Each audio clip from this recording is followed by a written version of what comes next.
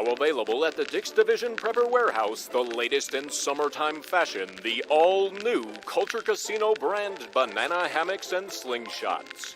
With sizes ranging from Extra Jed to Culture's Yeti Arm to Drew's Suspension Bridge, you'll feel comfortable no matter your size or location.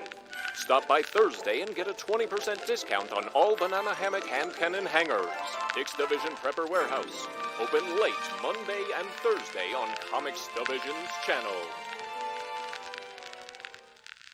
Folks, and a hearty welcome to our drive-in theater. We have a wonderful evening's entertainment lined up for you, one that will provide several hours of pleasurable relaxation and diversion for you and your family. Did you fail to dress up for tonight's show? No tie, an old shirt and slacks, a house dress? Well, don't give it a thought. We're glad you came as you are. We just want you to enjoy yourselves. Don't forget to visit our refreshment center during the intermission or any time. You love the tasty array of snacks we have to offer. So will the youngsters. Everything is quality and so good. We hope you'll make this a weekly visit. Bring the family. Bring your friends. There are always wonderful new pictures to see, delightful snacks to nibble, a gay, pleasant evening for all. Oh, a word of caution. Don't drive over 10 miles an hour in the theater area for your safety's sake. And Mom or Pop, go with the kids when they leave the car. We hope you have a wonderful time. Come back soon.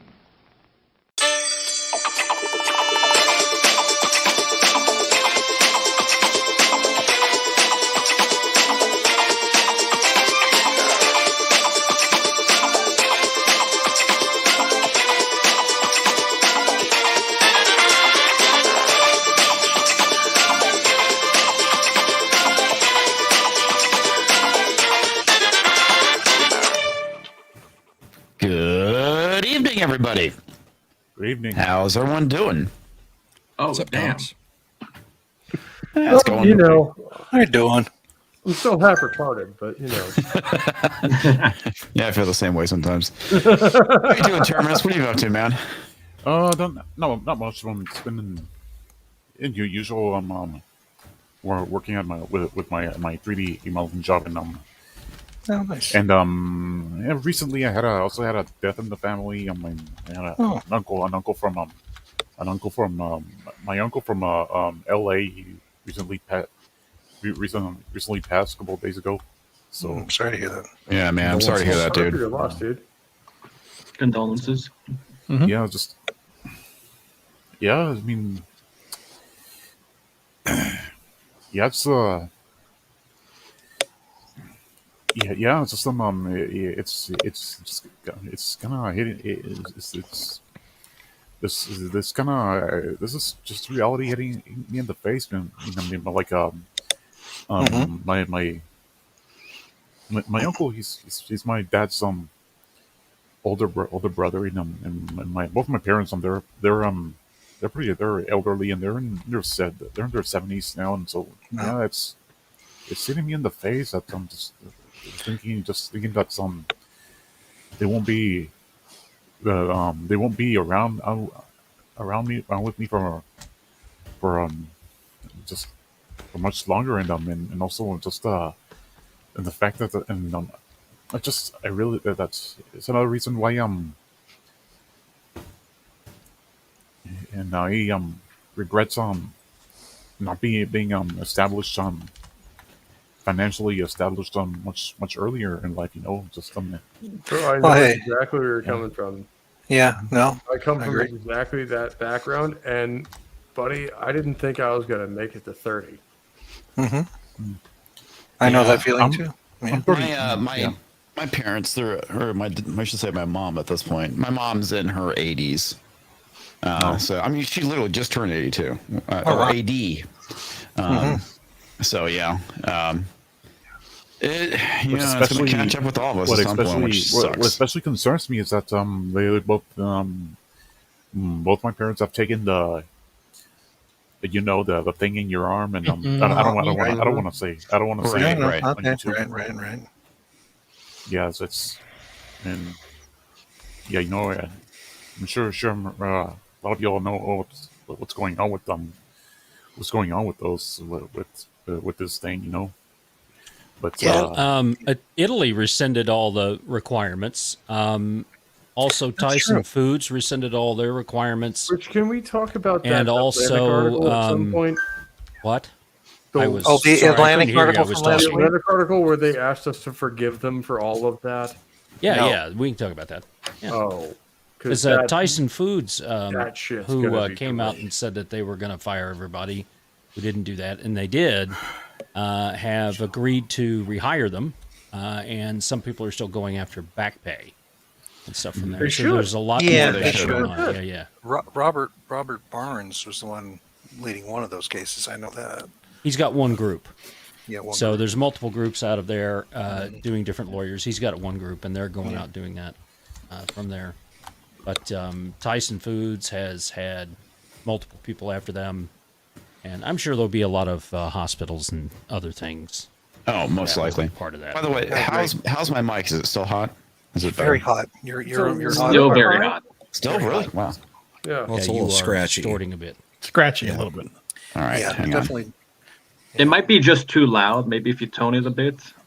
Well, I know that there is a gain on GoXLR that keeps messing up. Let me see if I can find it real quick. Yeah, it's very similar to what was going on a few nights ago.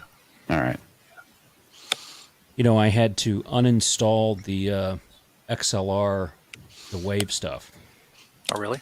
Completely, and reinstall it because it used to be back in the day, not to get into the tech stuff again, but you had the DLL files that were installed, and you had applications that used the same one. So they would install it as part of their install package in certain areas, and then other applications was like, I can't find this anymore because it was changed in the system location directories from there. So it's very similar to what I had to do because I was clipping real bad last week. Earlier in the week. I had installed Filmora, Wondershare. Wondershare editing tool, and it had just wiped everything out. And then when I had to uninstall Wavelink entirely and then reinstall it. But fortunately, I've got all my presets. Now it's much better. Is it? All right, how's that? Better? Yeah, much more civilized. Crystal clear. You could bring the volume up a touch down. Yeah, you're clear. Okay, how's that? Oh, very good. I feel engorged. All right, cool. Yeah, I'm not sure what the deal is with that, but anyway. Yeah. This is the thing. We have to sound check off of each other, but we're all assholes. Right. So we're constantly punking each other. Yeah, I don't know. Like I said, the GoXLR, it's a great input, right? Audio input, but it's definitely kind of a pain in the ass sometimes, especially considering I had to go and reload everything and just jacked everything up. Yeah. At Brahma, I'm sorry I missed the invite for your inaugural boarding in bourbon and boarding stream. Bourbon and boarding last night. It ended up being a really good show. We had a good time. And pretty successful show. I watched it on the replay, for you, but for 10 p.m. for you guys is midnight for me. Yeah. So it is a bit late, but that's when me and by the time 70s. That's when we're clear with the families to be able to do something on a Saturday night. But just let me know further ahead, and I'll be down there. I'll be on if I can. The next couple of weeks are going to be iffy with the move. Yeah, this weekend may be a good one to have you come on and talk a little bit because we lost a Bruin and a link to the Avalanche today and Peter McNabb. So, passed from cancer this morning. Oh, you did? I just saw that a little while ago. Wow. Rest in peace, Peter McNabb. In fact, can we put that visual on the show of him going over the boards? Into the crowd? Into the crowd in 79. Yeah, I'm sure we can get it. So, it was a glorious moment. We'll Bruins definitely hockey. be doing a little bit on that this Saturday. So, but yeah, I'm sorry you missed it, but yeah, thanks for bringing it up. We had a good time last night. Me and 70s. I would have been there if I saw it before I went to bed. But yeah, we're doing it a little bit weird. We're we've got him doing the YouTube feed and me doing the Rumble feed, and it actually turned out pretty successful. We both got over I saw a little 100 views. freezing during that, but here and there, but it could have That been makes sense. my internet where I was at though. Well, that way we both get credit for the show we're doing together and trying to build together. So he can grow over here on YouTube, and I can grow over on Rumble where I'm wanting to. So I like the idea of it. We'll see if it works out. But right on, man. Speaking of Brahmabull, how are you doing, sir? Doing pretty good. This weekend felt very, very short. I'm really not ready for the weekend to be over, but I'm also super excited for tomorrow night and Tuesday night. So, oh yeah, man, Tuesday's gonna be epic. Yeah, we're gonna have so much fun Tuesday. So, yeah, it's sad that the weekend's over, but I've also been. It's kind of like waiting for Christmas. You know, the days are going real slow trying to get to this Tuesday election, and hopefully we get the present we want. Yeah. I think we pretty much are guaranteed we're going to get that. If we don't, there's going to be hell to pay. Yeah, pretty much. How you doing, Lightning Six? What have you been up to? Well, let's see. The wife had her knee replaced a week and a half ago, so that's been exciting and fun. Yeah. Now, well, she's actually up and around, doing pretty good right now. So that's good. You know, it's coming together. And had the sister-in-law in for a week and a half to help with that. Other than that, it's about all I'm doing right now. That and working on the side. So yeah, that's about it. Right on, man. How's the site doing? We're doing better. We're actually picking up. I had to reboot it back in September, which for those of you who know what it is, it's news.freedomainradio.com, where we print all the shit that's fit to print. So, and it's starting to get up towards about 5,000 visits a day, and I'm working on getting that up to 10,000. Oh, nice, dude. Yeah. It's better than like nobody showing up. This is true. This is very much true. Yeah. Yeah. Right on, man. What you doing, Pope? What have you been up to? Well, I just gone off a stream talking about King Diamond to round out our Halloween month of... No, it was really 3 weeks. But we did Candlemas, we did Halloween, and then we wrapped up with King Diamond. So, you know what? I'm happy with that.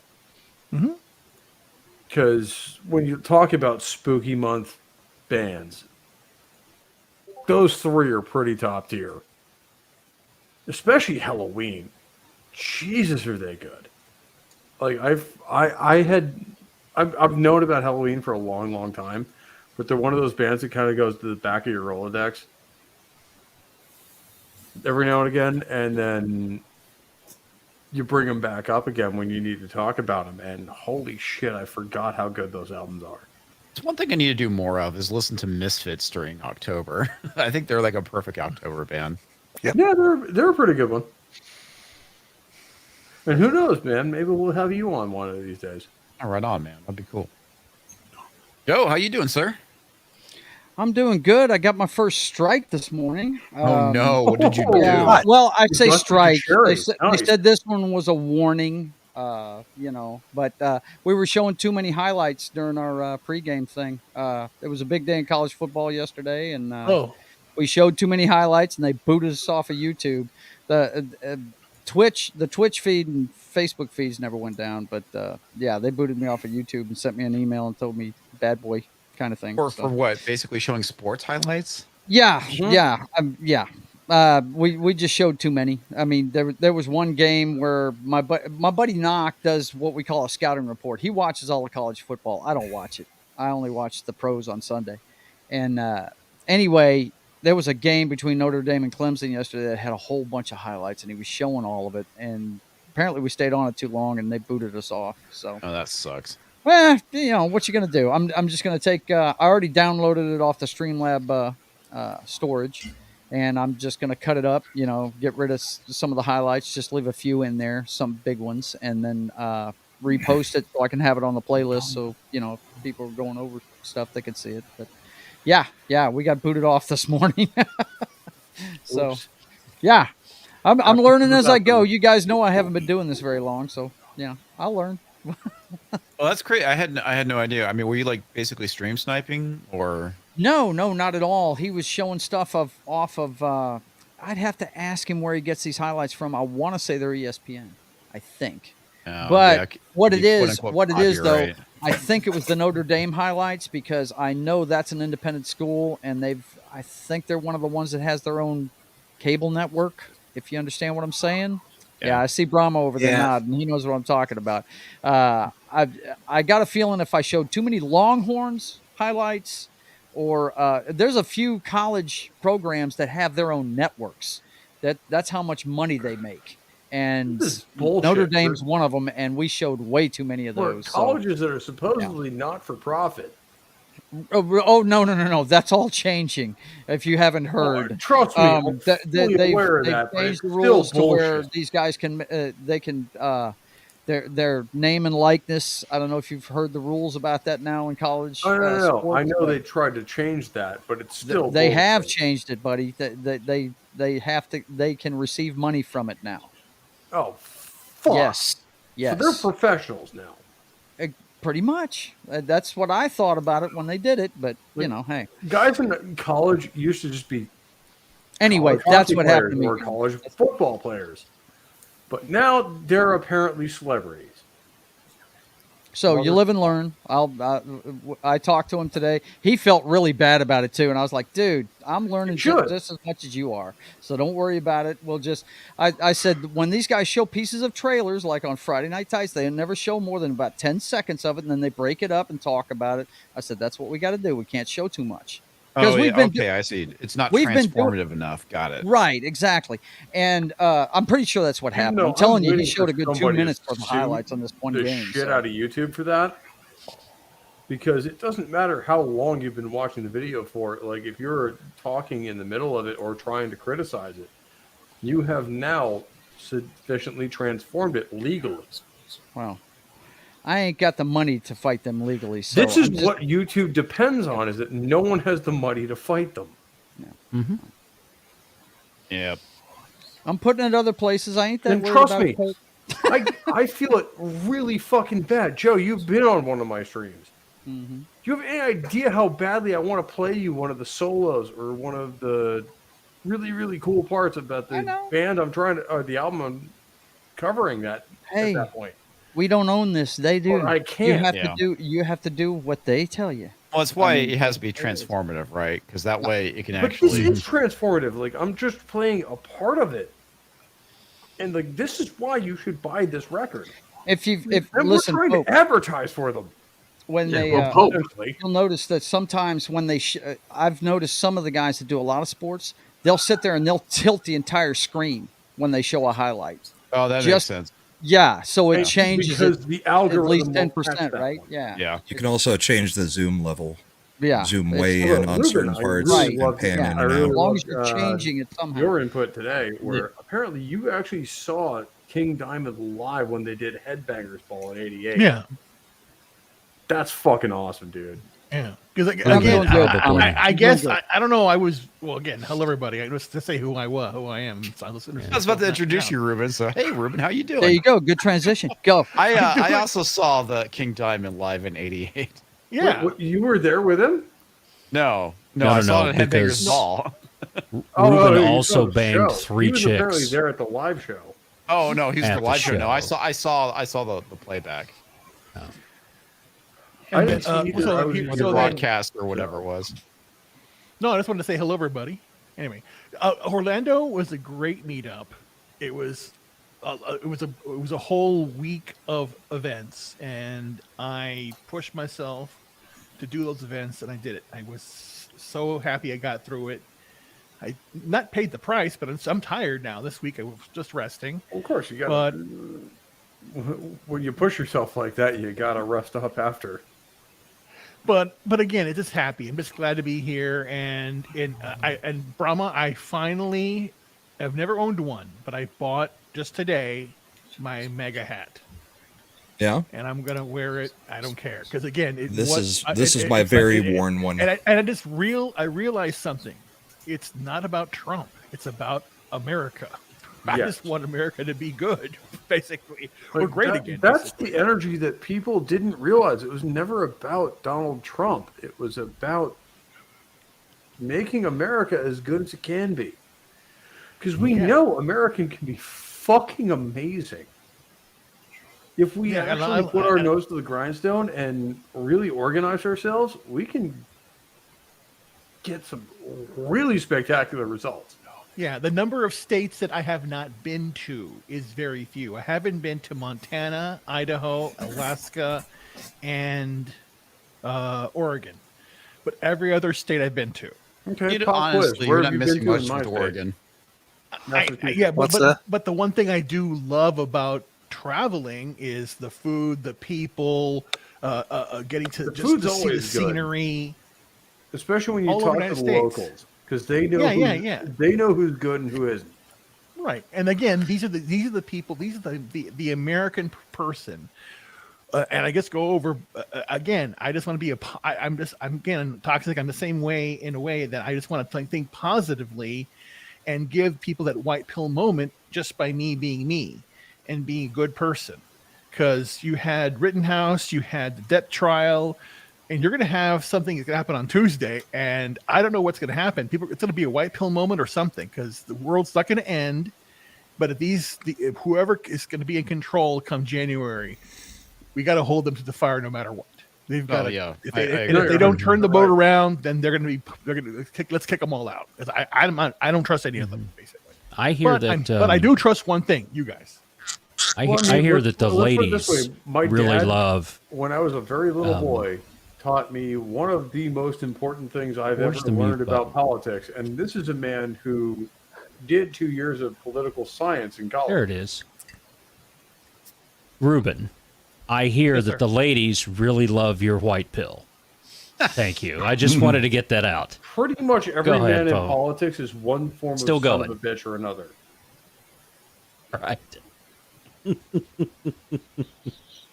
That was awful. Give him the white pill there, Reuben. Oh my God! I can see Reuben wearing a red Star Trek jersey. Going, I'm giving her all I've got, Captain. I've given it to her. She can't take anymore. How you doing, Tox? But you got to be charming. Oh, hey, I'm doing great. We had a good day. We got a lot of stuff done here at the Flu home, so it went very well. That's good. And Reuben, you are a very charming fellow. That's for sure. Yeah, because you give ladies your white pill all the time. Maybe it's a pink pill. It's a flesh torpedo, isn't it? Well, I do tell them the truth. It's the long. It's called the blood. His proton torpedo tactics are his own. That's right. It's so funny. Slightly Sunk more ship than the Japanese in World War II. Oh. Tox, I got something for you. How dare you? How you doing, Marksman? I've been doing good. I've been having some issues with my Twitch. For some reason, it's been dropping me out when I've been trying to stream for the past week. Not sure why. Well, that sucks. No, it is because I've had some really good games. Because we have the end of the Halloween event for Hunt going on. If anyone knows that game, you know how ridiculous crazy it is. I mean, just for the Hunt Showdown. Hunt Showdown, yeah. Yeah, I know it. I stopped playing it years ago because of how crazy the events got. Oh yeah, no, like it's kind of like we were on, I think, a 6-game win streak, and it was funny because every game we always end up playing against people who were fully set on going all or nothing. So I mean, there was no grabbing a bounty and run. No, everyone was chasing you down. So the only way every match was ending was if you were the last person standing. Okay. And it caused for some crazy scenarios. Like me and my buddy were running through a compound. My buddy says, "Dude, they're right on top of us." I'm, "Where are they?" Next thing I know, the whole left side of my building next to me lights up with gunfire, and I'm just running through a hail of bullets, not knowing what the hell's going on. It's like welcome to the entire map is against you. Oh yeah, no, I think the worst volume of fire is a thing. Yep, I think the worst one was we didn't even realize it at first. We had all the teams. This has been tactical suggestions with Pope Metallicus. Don't get pinned down. Nope, that's why you carry stupid shit like I did, because I was looking for most of mine. I've been carrying bayonets because it got so bad. So a lot of times it just ends up close quarters. They're trying to beat me with a bump stock. I got a knife stuck on my rifle. I'm just going to stab you in the face. You go down once. And from the view, I can only show the recording. That doesn't mean we want you anywhere fucking near Which game is this?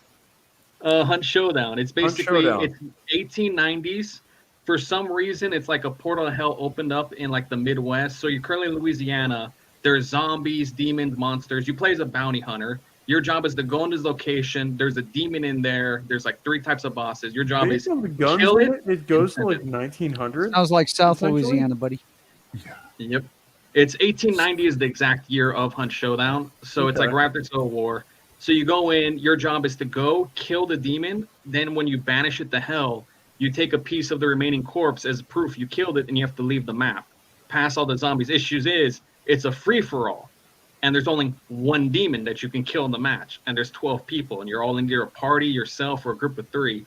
So somebody's walking. So people are walking out empty-handed. So it's your call. Is that going to be you, or is it going to be them? Or people just end up dead. Are you sure this is 1890, not 2022? Well, I mean, certain like things that. resonate through the years rather well, don't they? Yeah. I got some comments. I know Talk started this one. Never say guaranteed. Not sure what that was referenced. Yeah, yeah. I'm not going to say anything guaranteed about Tuesday. Oh yeah. Yeah, Tuesday. that was in reference to that. Way too much fortification. Don't jinx it. Don't jinx it. Yeah. James Hurley has some questions for us. What's worse, Dragon Ball Evolution or Wakanda Forever? Jesus Christ. Wakanda Forever. Yeah. I haven't seen Wakanda Forever, but Dragon Ball not out Evolution yet. is pretty fucking it wrong. horrible. You're saying it all wrong. What is it? I like calling it Wakanda Forever. What was that? Who was That tells me that, most of what I need to know. Oh, somebody said sadly. somebody had the perfect name for it the other day. I heard it on a stream. Oh yeah. I think it was Wakanda Forever, something like that. Man, dude, that movie looks like it's going to be so bad. Well, they should have just titled the movie "Who Gives a Fucking Shit," because that's exactly what it is. Yeah, what Okay, kind of shit is The this? movie for? Yeah. I'm actually surprised. A lot of the theaters I was checking are actually getting close to being sold out. Are they? Yeah. Well, see, the thing is, Yeah, got a lot of talk cachet. about it's that. like Captain Who's got a lot of Marvel cachet is from the going to original see one? These movies? Wait, hold on. No. That's actually pretty easy. Suckers 'cause like this me, is the apparently. exploit.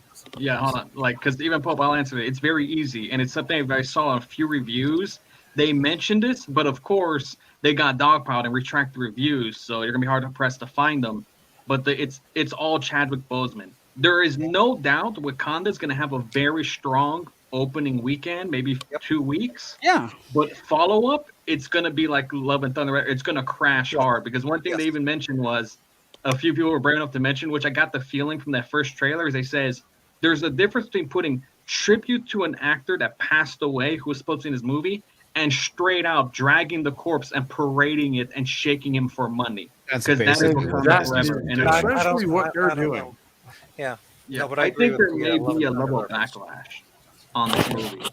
This I reminds hope, me of I hope there is. Which, just on a personal level, I think is disrespectful. Like, even if I'm pretty sure. One for thing whatever that I thought fucking was reason, I got really popular. one thing I thought was I pretty would awful. expect you guys to Like last bury week, me with some kind of dignity. so not last week, chuck like me in his a wife, hole they basically after said she's having breaking her disgraced silence, my and it's like 2 weeks before the damn every way movie comes you know out. how.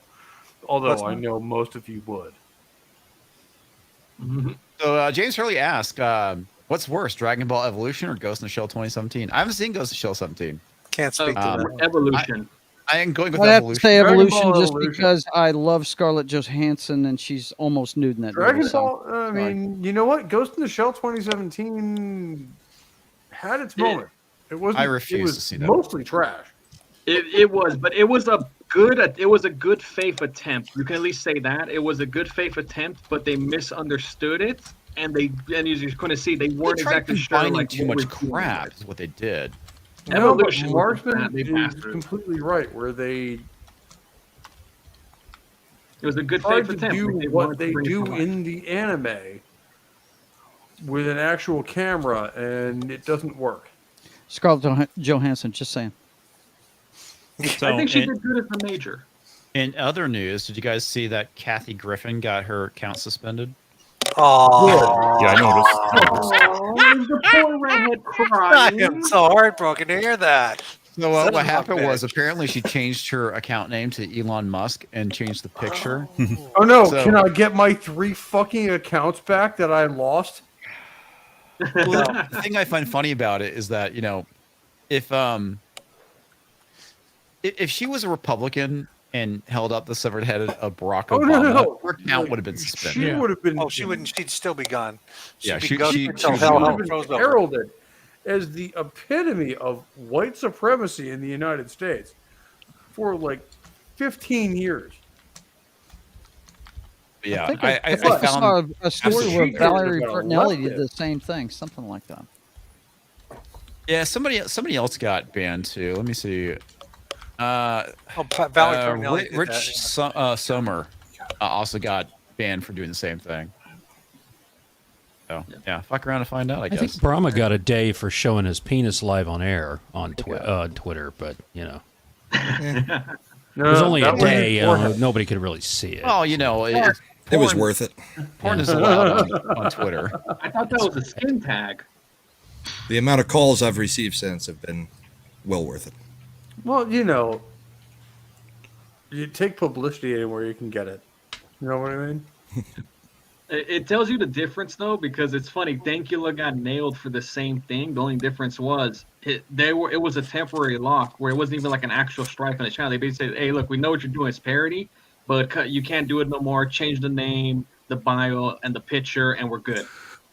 That was basically. The funny part is, I saw him get that message, and I also saw old message that I used to get when I followed Dankula on Snapchat. It includes pictures of his balls. Fucking hilarious, man. That guy is great.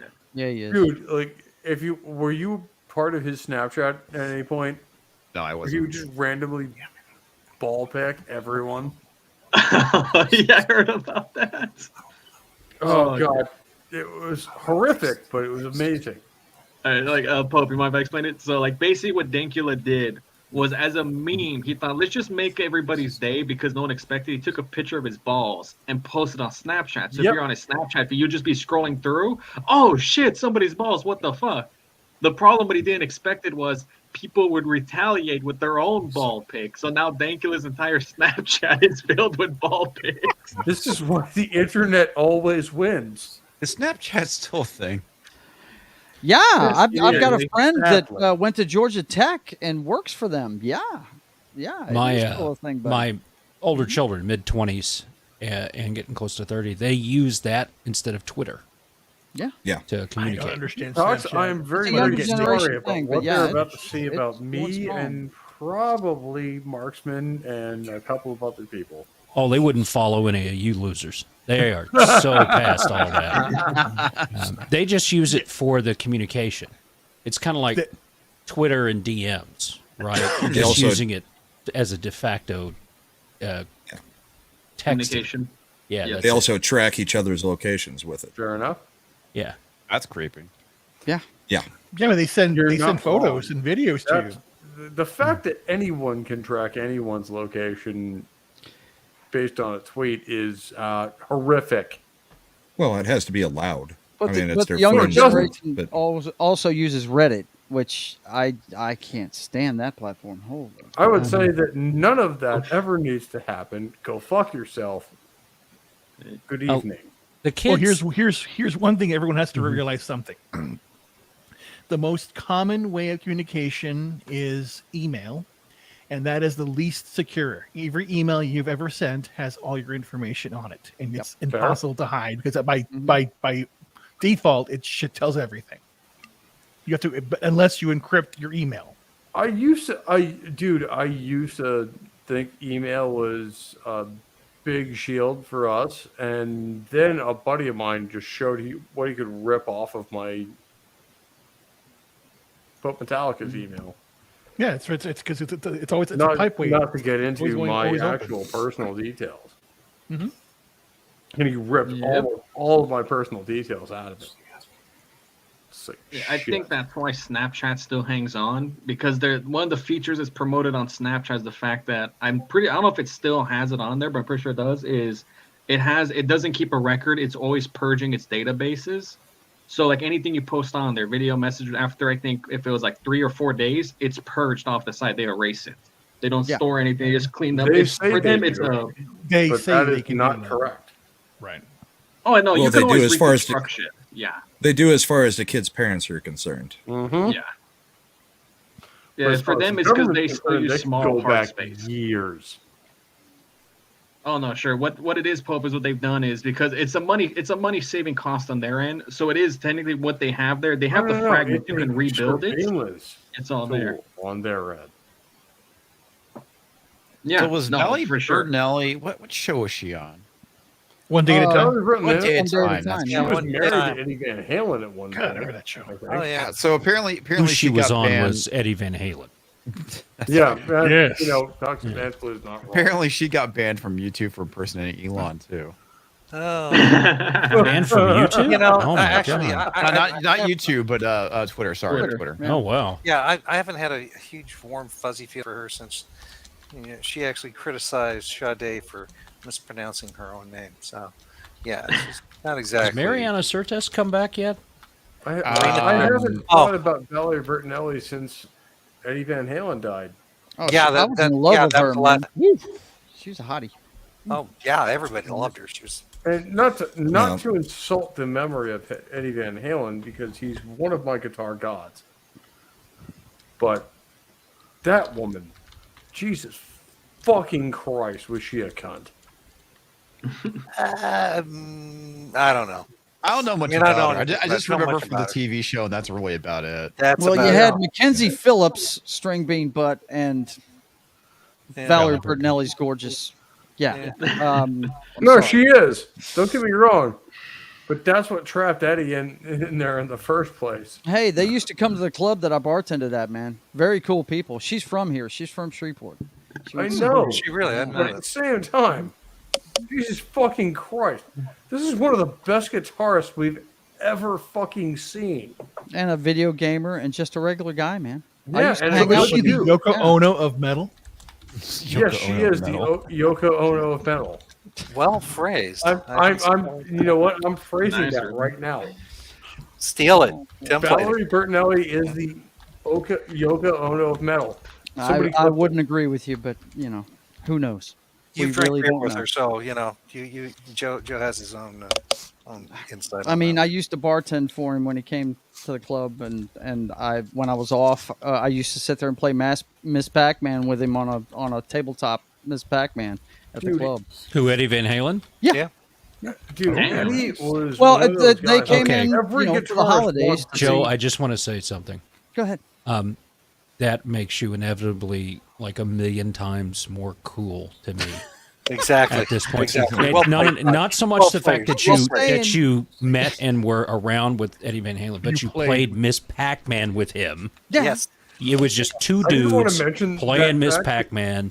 He was trying to be normal, and you let him be normal. Yeah, why not? That's phenomenal. That's pretty cool. Well, I mean, that's how you do things in the nightclub business. You treat guys like they're regular guys. I used to make drinks for Lex Luger when he came to town. He'd always come find me when WCW came to town. Yeah. Oh, really? You just let them be a guy or a girl or whatever. Like, you just shut up and do what you're told. I don't shut up and do what I'm told. I mean, but what am I going to do? I used to work for some of those venues. Yeah. I mean, we always had people playing at the club. I mean, the best show I ever saw in a club was Foreigner in '91. They decided to test the waters. Yeah. And they had put out their greatest hits CD, and they did 4 club dates in the U.S. and Cowboys got one of them. Now, Oh, this wow. is before the gambling Hey, Joe, boats I got know here and you're a everything. We were the huge biggest thing in Florida 4 states. As a matter of fact, Paul Harvey had called us the herpes capital of the world one time on his national radio show. Oh, Well, they're probably This not is wrong. Paul Harvey. Right? Good day. Good day, right? That's right. Now, the No, you know, rest of the story. Joe's But, atmosphere is I think the filled closest I have with to that one, herpes. Joe, is yeah, no kidding. Now, the closest I have to that was I got to see NXS like 6 weeks before they started running up the charts, and I saw them Yeah. on Oydsee at Yeah, you get to see when you look Yeah. at working clubs, Yeah. you get to see these bands before anybody knows who they are. NXS is Exactly. probably the first example any of us can point to of a artificially generated band. What Didn't your about drummer die the today? Go-Go's? Yeah, he did. He did. Okay, it's time for this show to stop. Nowhere. All right, everybody. Thank you all very much for being here. That's right. Now that Go 70s home. is over. All of you go home. All right. Oh, God, the Scotsman escaped England. We don't allow Dallas Stars fans around here, sir. That would be You don't have Dallas to go home, Star. but you can't stay here. That's right. It's funny as most of us are home already, so that would be. But yeah, that would be Dallas Stars leading the Central Division. Dallas Stars you're talking about. Oh, wait. I'm I've got sorry, something was for that- you. Fuck you! Bruins There you who are go. leading the entire NHL. Yes, but you got beat by those miserable Toronto buggers. I mean, how embarrassing is that? What? The actual fuck? We've already had as Toronto much sucks sports ball balls. as we're having tonight. All right, All right, well, fair we've enough. exhausted them all, Brahma. We'll, We've we'll exhausted them. save it for next week. Sports ball? I can't even spell it. What's funny, it's Well, just a that's puck. Sports on your puck. T-shirt comics. Hockey puck. Well, How are it's, you, it's even 70s? better than when I say Good, mate. sports Good ball job. with a puck. So What just the shows you I fuck? have no idea what I'm talking about. You know, Comics, you are one of these days, you're going to come up as the guest, the Flu family, here to the Chicago area. And you, Mrs. Flu, and Nickweiser, we're going to go to a Blackhawks game. That And would be you're going to nice. get a Madhouse burger and Dude, all that stuff. And you're actually going to like have Comics. experience. That's not I- bad. I've It's been an to a Stars original game before. team, so that's not bad. Please tag me in the video because I actually saw 2 Blackhawks versus Bruins games in 2013. Or It was sorry, the 2016. Winter Classic. My wife and I went to the one in Notre Dame. Oh, it was a dude, Blackhawk and Winter the Classic's Bruins. always good. Now that's cool, man. So That's we ended cool. up Yeah. getting skybox tickets. So we get there, Oh, we got the yeah. parking passes, we go, we're in the top. I mean, there's touchdown Jesus off to the left. We're outside, but it's got the heater, coming in. If we're sitting outside, then we can go inside, and they've got the spread with this Notre Dame chili and all this stuff around there. And just down the row is their Heisman area. So Eric Oh, yeah. Bieniemy was there, and so was a couple of Blackhawks out there, and we got to see some of the elder statesmen of Blackhawks hockey. It was a couple before they died and stuff. So that was Dude, a I really got good to time. watch Bobby Orr and Cam Neely. Right? Yeah, Bobby Orr was there, but it is what it is. Hey, Seeing he who's there, played they for were you. older. He's one of us. Right, well, Detroit sucked. I just want to know almost- if CM Punk was there. I Detroit almost does. went to a Blackhawks Bob- playoff game, Bobby but Orr is a Bruin now and forever. Okay. Right. What were you saying, 70s? no, I was going to say I almost went to a Blackhawks playoff game in Chicago once, but the $500 price tag put me off, Oh, yeah. and that was that was the nosebleeds. I can tell you now that the tickets are way cheaper. Right. Really? Like, So Yeah. I sprung for It's some become a tickets meme, behind though. the bench, that so we could get when you close to guys see had the players Kane and all that stuff and Kane everything from all there. that Hope kind of one at shit. a time. Oh, bud, I'm gonna Yeah. need you to sober up. I really am. That's your second warning. I can't do this. You're killing the stream. All right. I hate doing this stuff. All right. So we got tickets right behind the bench, so that we could see the players and all of that, and that cost me a ton more than a playoff tickets would have, and all that stuff from there. So, but anyway, yeah. Yeah. But was CM Punk there? That's what I want to know. Well, I I didn't mean, see him. I had playoff tickets at one point for the Bruins. Where are the Bruins at? Boston. Austin. Aston. Boston's team. Aston. Yeah, I they had one of playoff the tickets for biggest the Avs guys. once. Yeah. Yeah. Did you Just sell a couple months ago. $700 for 2 tickets in the mid tier, like basically the band that's just under the second tier. Like that's where the club box is. I had 2 tickets. It cost me $750 in 2013. Damn. You know, the hardest playoff tickets to get are Buffalo Sabres ones. Well, yeah, because they're never in it. That's right. You can't get those for any amount of money. Imaginary tickets. For obvious reasons, I guess. Hey, if you guys want another good You laugh, set me up for that one way too well, 70s. Yeah. Sorry to go a bit off tangent here, but if you want a good laugh, I just dropped right now in chat. The comic shared this. It's about our good friend Katie Griffin. You got to see this shit. Oh, she's banned, isn't she? Yeah, no. Yeah. But Elon responded. Look at his response. Oh my God, let's have a look. Oh God. You got this comic doing. Yeah, I got it. Right now. Oh, that tweet's killer. That tweet's killer. That's awesome. Actually, she was suspended for impersonating a comedian. Yeah. And there's the kill shot right there. That's the kill shot. Yep.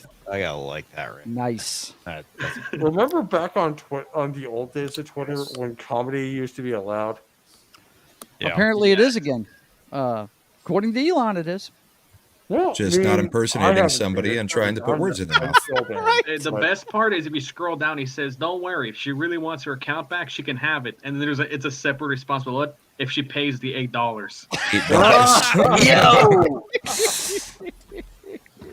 Damn. That's Yeah, good. They're all flipping out about this $8 thing, man. Wow. A couple of years. Oh, well, Joe, I can explain the $8 thing. I don't know if you saw it. It was funny because they shared a 4chan post that perfectly summed it up. They said the issue isn't the price of money.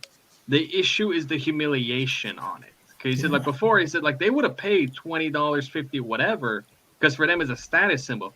But it's the fact that when they got in that argument, he purposely dropped the price, and dropping it as low as he did, that was humiliating. He says, your verification, your status is only worth $8. It is the because it started at 20. Dude, I was talking about. I was talking to Carl about this, and Carl? it's kind of like the Carl from the Little Theaters, Okay. aka Sargon of Akkad. Oh, okay. Carl Winter. Oh, that one. Okay. So he was saying that this is, and I think he's right. This is just the sign of the devil. This is the mark. Or up until this point, it's been the mark. What of the lords and peasants. Well, I anyone can. That's get the it. thing that's kind of pissing them off, right? Is that having the that's blue check thing, basically is like the a mark of price is status. Because everyone can afford $8 a month. Well, yeah, but the whole thing is like beforehand, they had to get verified, and it was like a special process. You actually had to be somebody to get a blue check, right? But that's the reason why they're mad point is because they're losing that, and anybody can pay $8 and somebody. get the check. So I saw the tweet. You might have seen the tweet by Vincent D'Onofrio, and I like him as an actor, and I don't think he's ever been particularly outspoken before. But he said, "Oh, this isn't right because anyone could pretend to be us. Anyone could pretend to be me and impersonate me." But hold on, hang on. So I didn't tweet back, and I almost did. I almost tweeted back. Man, you pretend to be people for a living. Yeah. Yeah. I knew where you were going with that, man. And also, I pretended to be someone else, and I still got banned. Well, the thing is, what they're planning on doing is having a special thing Metallicus for. the Fourth got banned on Twitter again. Good. I occasionally float a test balloon over there, and usually gets nuked. Yeah, I'm pretty sure they're going to still have some form of verification with people, right? So, whether they pay the $8, I'm pretty sure they're going to have to send in like a photo ID to verify. Well, I'm hoping I get Pope Metallicus II back at least. That's what depending. Parlor did. Parlor had Yeah. you send in a copy of your driver's license. I mean, it sounds much worse than I think it actually is these days because they already have that information. I mean, I've got a service that tells Does that me sound like a what's... sliding scale to you at all? So I've got... Or you should not be comfortable with who'd we lose? government, with anyone having that information. Oh, we lost Lonnie. Bye, Lonnie. Lightning. Or, yeah. Come back, Lonnie. He'll probably be back. But I have a service that gives me a listing of emails and passwords that are on "quote unquote" dark web. I mean, there's no such. It just is the nefarious side of it, and Of course, so they do I. have Like, everything. Anyone who's Right. So I've who's got all on that stuff the and things internet from should there. at least have that software. Mm-hmm. Even So- Bitdefender does that at this point. Okay. But like you're saying, Tox. Oh, so they tell me what's already out there, and so that had me up my password game a little bit. So I have something on my phone, a locker that is not tied to anything on the internet. So it's only local on the phone, and it generates passwords for me. I can change things. It tells me when I need to change them. I can save it. So Externally, I password can put it network. on an external drive because unlike the iPhones now, and the new Samsungs, the phone that I have and I have this on allows you to have a SIM card, not just a SIM card, but a USB, not USB. What are those? SD card? Yeah, it's an SD card. Sorry, SD an card, SD sorry. card. So I can put an SD card in it. But the newer phones, they're taking out the SD cards. They're taking out the ability to have a USB-C connected to a lot them. of data on They're taking. my You S10. know what? And when I went to So, and they're also taking away your ability to have a SIM card in them. So the new iPhone has an electronic SIM card. That electronic SIM card you can have up to 2. So you can have 2 different networks on the same phone, but you can't take your SIM card out and put it in a different phone. Like if you have an older phone and things and stuff from there. Right. So that they really are tying everything to your phone and the IEMI number. So having a VPN no longer is going to protect you. Right. So they found a way around that. Yeah, they want you to Right. back it up to the cloud, right? It Right. basically is what they're trying to force you that to is do. very important information to know. Their servers. Because especially for people who used to use older phones like I did, I had an S10. Yeah, I had a Note 8 for 4 years. And they're not going to be usable. To an S22. Yeah. And the S22 doesn't have a place for No, the it doesn't. SD card, but it has a. My dad actually was really mad about it. Yeah. Because he's you a can't move. photographer and he has a lot of shit on those SD cards. And they haven't increased the memory. No, they haven't. It's still 256 bullshit. max. So I can't go out and get a 256 or a 512. I got a terabyte card and put that in there. They do have a 256 gig version of the S22, but it's special order only. And it's a couple $100 more. You're going to have to pay more. And they want you to put your stuff on their cloud platform. Yeah, and I'm not okay with that. They want to own everything about you. It's Pretty like much. I saw an article that I put up for us to talk about tomorrow that 63% of Americans are now living paycheck to paycheck, Yeah, I saw including that. the vast majority of people making over $100,000 a year. Yeah, I saw that trending today. Dude, I Yeah. make $42,000 a year, and I'm living paycheck to paycheck pretty much every day. Right. So the whole point is if they've got you living paycheck to paycheck They got and you. you're working for people, you're done. You are going to do what Gina Carano had tweeted about and got fired for, which is exactly what happened in Germany and other places. You get Well, you know what? where you're I won't. you're relying on the government, and it takes a not. lot to do something like Brahma struck it out on his own for a while, trying to buck that. It takes a lot of intestinal fortitude balls to go out and to try and do those things when you're trying to provide for your family, to provide for yourself. You've got health care that you have to have. I mean, having a chronic illness and all that stuff is it's very hard to maintain that without insurance. And Obamacare is something else I want to talk about tomorrow night. We may not. Bye, Lonnie. Bye, Lee. And Obamacare. Cheers, dude. There's an article that hospitals are losing money. Hospital systems, healthcare systems, like crazy, billions of dollars each. But the insurance companies, hospitals are hemorrhaging money.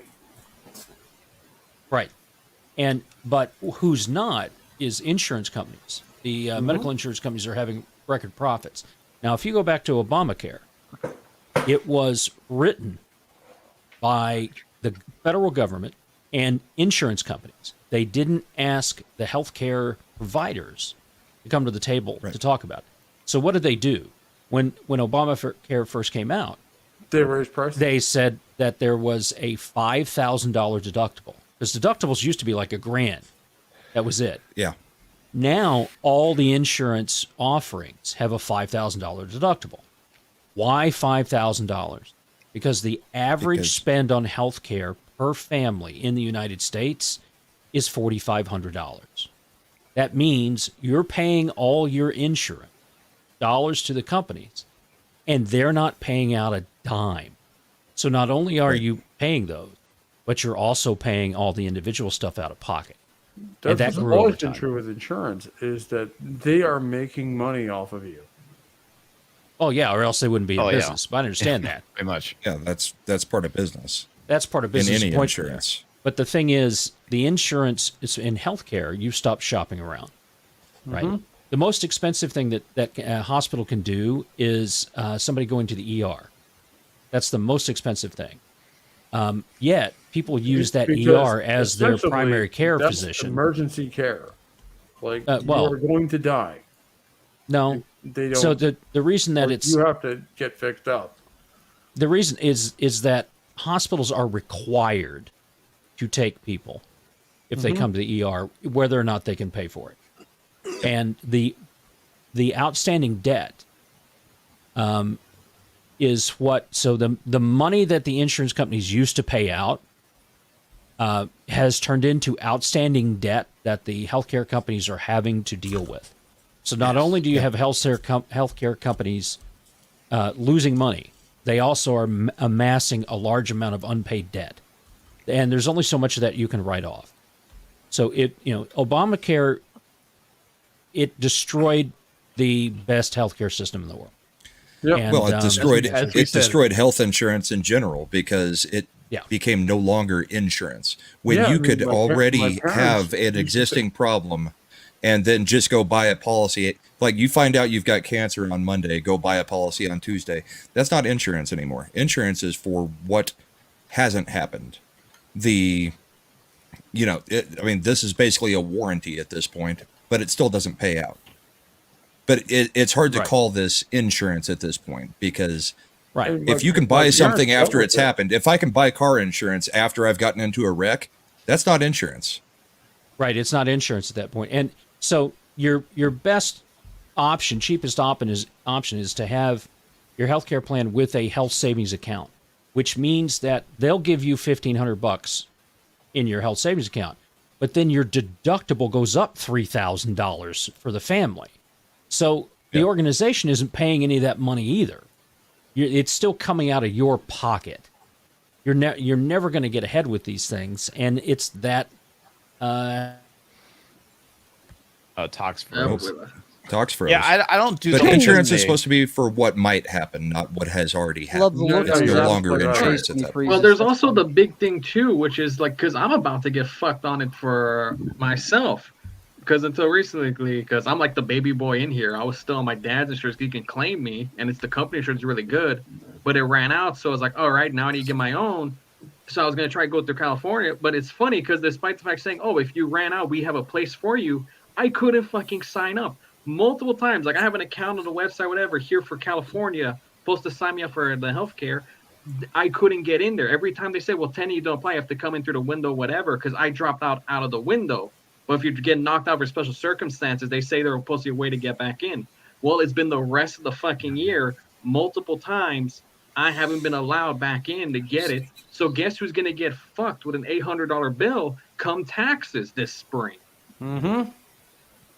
I thought we got rid of the mandate, so I don't think they can tax you on it now. California brought your first lesson. California still has one.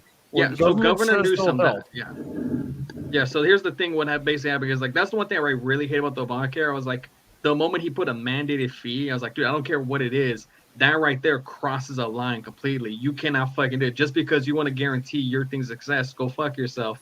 And well, it crossed the line for everybody but Justice Roberts. Mm-hmm. Yep. And then what was it? You have a Newsom here because the issue is like obviously everyone knows we're the sanctuary state. We have all the fucking money. We just burn on fucking the homeless, the immigrants, or whatever. Like we recently, was it I think a year or two ago, we added illegal immigrants to our healthcare system. So how the fuck do we pay for that? Well, it just happened shortly after passing that. Suddenly, hey, if you don't have health insurance, we're reinstituting the fine, but the fine now is going to be $800 minimum or 3% of your salary. Mm-hmm. So that's what's going on over here, right? Massachusetts did something very similar. And there's actually Massachusetts was the model for it right now to give illegal immigrants driver's licenses. And we are a motor voter state, which means that if you have a driver's license in this state, you can vote. Well, I'm kind of fine with the automatic registration to go vote. I'm really not. You should have to go down to town hall. Oh, hold on. I think we're missing a thing. Do you get the license whether you're a citizen, whether you're a non-citizen? Oh yeah, that's totally different. Yeah, that's what we're missing. That's what's on the ballot right now. Yeah, if you're a non-citizen and you're getting the right to vote, that's fucked up. Yeah, that's not right. Can vote. Yeah, you missed that context right there for us. Yeah, that's a whole different issue. I feel like we're so far left that you guys missed that one. Yeah, that's awful. If this referendum passes, can vote in our state. Wow. Which they vote here too. By the way, invalidate any kind of. I don't see how that could be legal though. Even if we are basically in rebellion against the federal government. Yeah. No, here in California, it's technically if you're illegal, you can't vote. Everybody in our state should there's face sanctions for that at least. But since the Supreme Court has apparently not heard that case yet, it's still legal as long as the Supreme Court hasn't heard it yet. That's pretty much how California operates with a lot of their stuff. Because here, how they've been getting through it is through like certain loopholes or whatever. Mm-hmm. But if you're an illegal immigrant, there are ways for you to vote in the local elections here in California at the very least. I know that much. Yeah, well, that's and a lot of those are shaky ground. Yeah, they keep getting in trouble with the government, and they just they do something else as a different way to sort of run around. This is my biggest problem with the Fed at this point, is that states are rampantly and egregiously violating the Constitution and getting away with it. Yep. Like the best example is New York's ban on firearms, shall we say, and that was struck down by the Supreme Court, and they just said we're going ahead with it anyway. So where the hell are the federal troops kicking the shit out of the New York government? Because that is something that should be happening. Well, I think we've seen the alphabet agencies don't. The alphabet agencies side with that. All of them align with the political agenda of what New York is doing. Okay, real quick, guys. I want to get a super chat from Meat Wizard for $10. Captain Griffin was suspended from Twitter today. Someone else was also suspended. Oh my god. Yeah. Me for quoting Game of Thrones on Dan Vast's return tweet. The more things change, the more they stay the same. LOL. Yeah, well, that happens too. Yep. And it's still amazing that quote is what is like an auto ban. I know that's ridiculous. Which is funny because Neo was up on Twitter is a thing. Neo how long? What was Over that? a year? All right, what's the next super chat? Okay, so over on the Stream Element side, we have the Privateer for $5. A revolution without shots fired every 2 years. Looking forward to Tuesday night's stream. Who's attending and what time? Dale Dixidoodle. It will be 8 p.m. and we have a couple of ads. Yeah, we have a lot of people. We have an ad. We should play the ad to answer your question. Hit it, Talks. Yeah.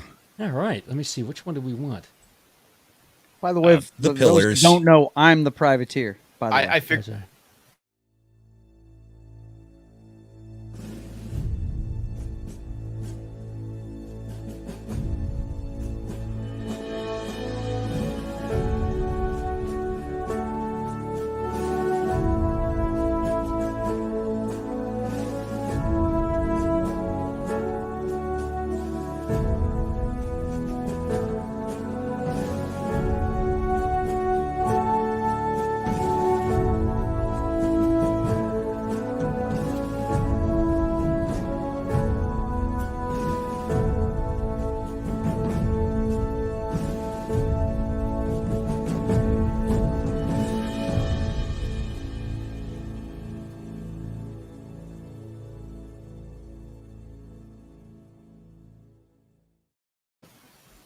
It will be a long stream. It will be a hard stream. That's that rock formation right there, is that the Gland Canyon? Those are mine. It makes my dick hard thinking you guys are about to sacrifice for our benefit.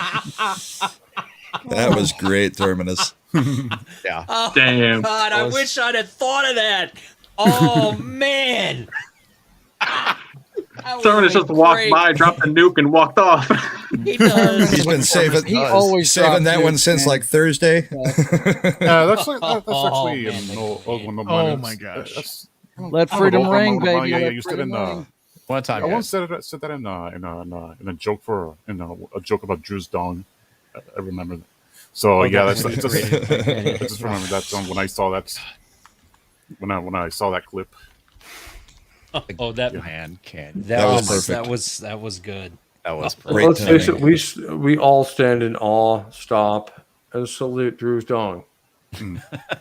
So Okay. 8 p.m. Tuesday, right? And we're going to have Shagsworth, Carrie Smith is going to be on, and Brandon Morris is going to be on. There may be a few others that might join us as well. We'll confirm with some of them tomorrow because their schedules are pretty packed. And then we'll go from there. But the normal crew, we'll have a few comedy bits and things from there. We may be poking fun at John Fetterman. Maybe Maybe his Coke ad. Maybe. Maybe. It depends on how YouTube's feeling. That's Do right. it now. But we're gonna have a visit from our very own Fetterman. Come on. Yeah. Wait, there it is right there. Yeah, it got even bigger. And switch sides. Okay, Morning over on Feldman the and Young Odyssey side, we have LBRT for 25 Odyssey pesos that says "Ree." You know what I like about Odyssey is they're actively engaged in chat live streams. I know because that's cool. They don't always do comments and stuff like that. But it's great that they do. I really appreciate it. No, What I don't like about Odyssey is I need a user's manual to figure it out because I can't figure out how to get something up. Well, on it. all the what Seahawks I find that fans is a pain in the need ass is users' Rumble. manuals. Yeah. Rumble's hard. You've got 2 channels. Yeah, And we yeah. can't figure out why. I have no idea. It's weird. It's weird. Weird. Yeah.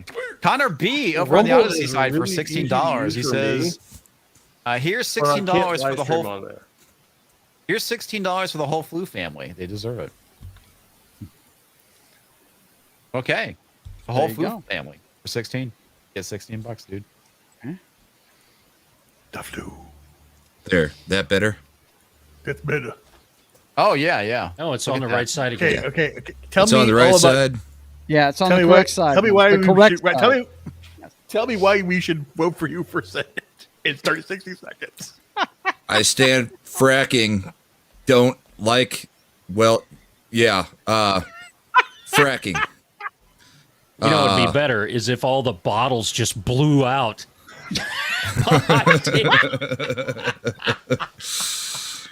Oh my god, man.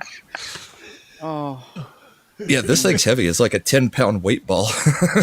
That's what she You said. gotta say the line. Gotta say the Terminus, you earned that one. You what you need to do for Hello. tomorrow's Good night. is get like a volleyball or a basketball. And just like switch them out and make it get progressively larger throughout the Wait, That's wait, what I wait, was gonna- Gentlemen, I heard we're doing an election stream. I'm all Oh, for no. it. Let us talk about our right-wing agendas. Oh my god. I didn't realize that the Fed joined us. Is that Ryan Cannell down there? Was the camera on? Hey, Oh, well, no. I mean, he's not a Fed yet. He's not a Oh, Fed that yet. was Wait good. until you shoot your dog. Let's see. What am I? I'm going to give him a slap. That was great. Oh, I'm still laughing at Terminus' Gland Canyon. Land Canyon. That's awesome. That's good. Wait, is the next Yeah, meetup at the the ori- Grand Canyon? That's right. Yeah, I have I still laugh at my old super chats from previous streams, like all the way back to like last year and year or so, like some of my Nickweiser flavors, you know. I immortalized some of them in a couple of videos a couple of months Yeah, ago. Brightest Day even gave me some of his clips, Oh, the some of clips his that he put clips together? on- Oh, yeah. yeah. Those were great. I stuff wonder if was he still has them. Are they still up on his channel? I don't remember.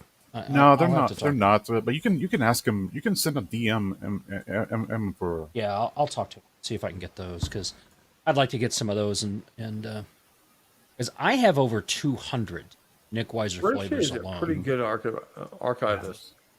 Yeah, Yeah.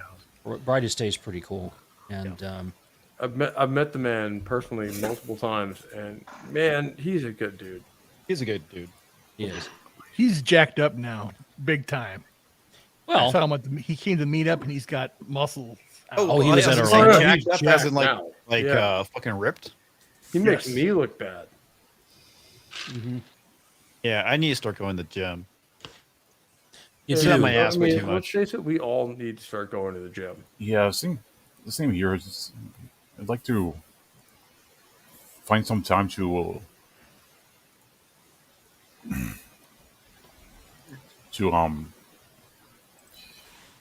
just get out to yeah. Yeah, to get out and to enjoy. I mean, it was a nice day today here.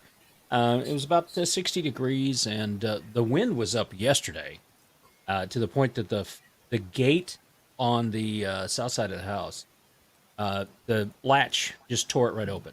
So I'm sitting there getting tie-down straps trying to keep that, because it'll slam right into my wife's office wall.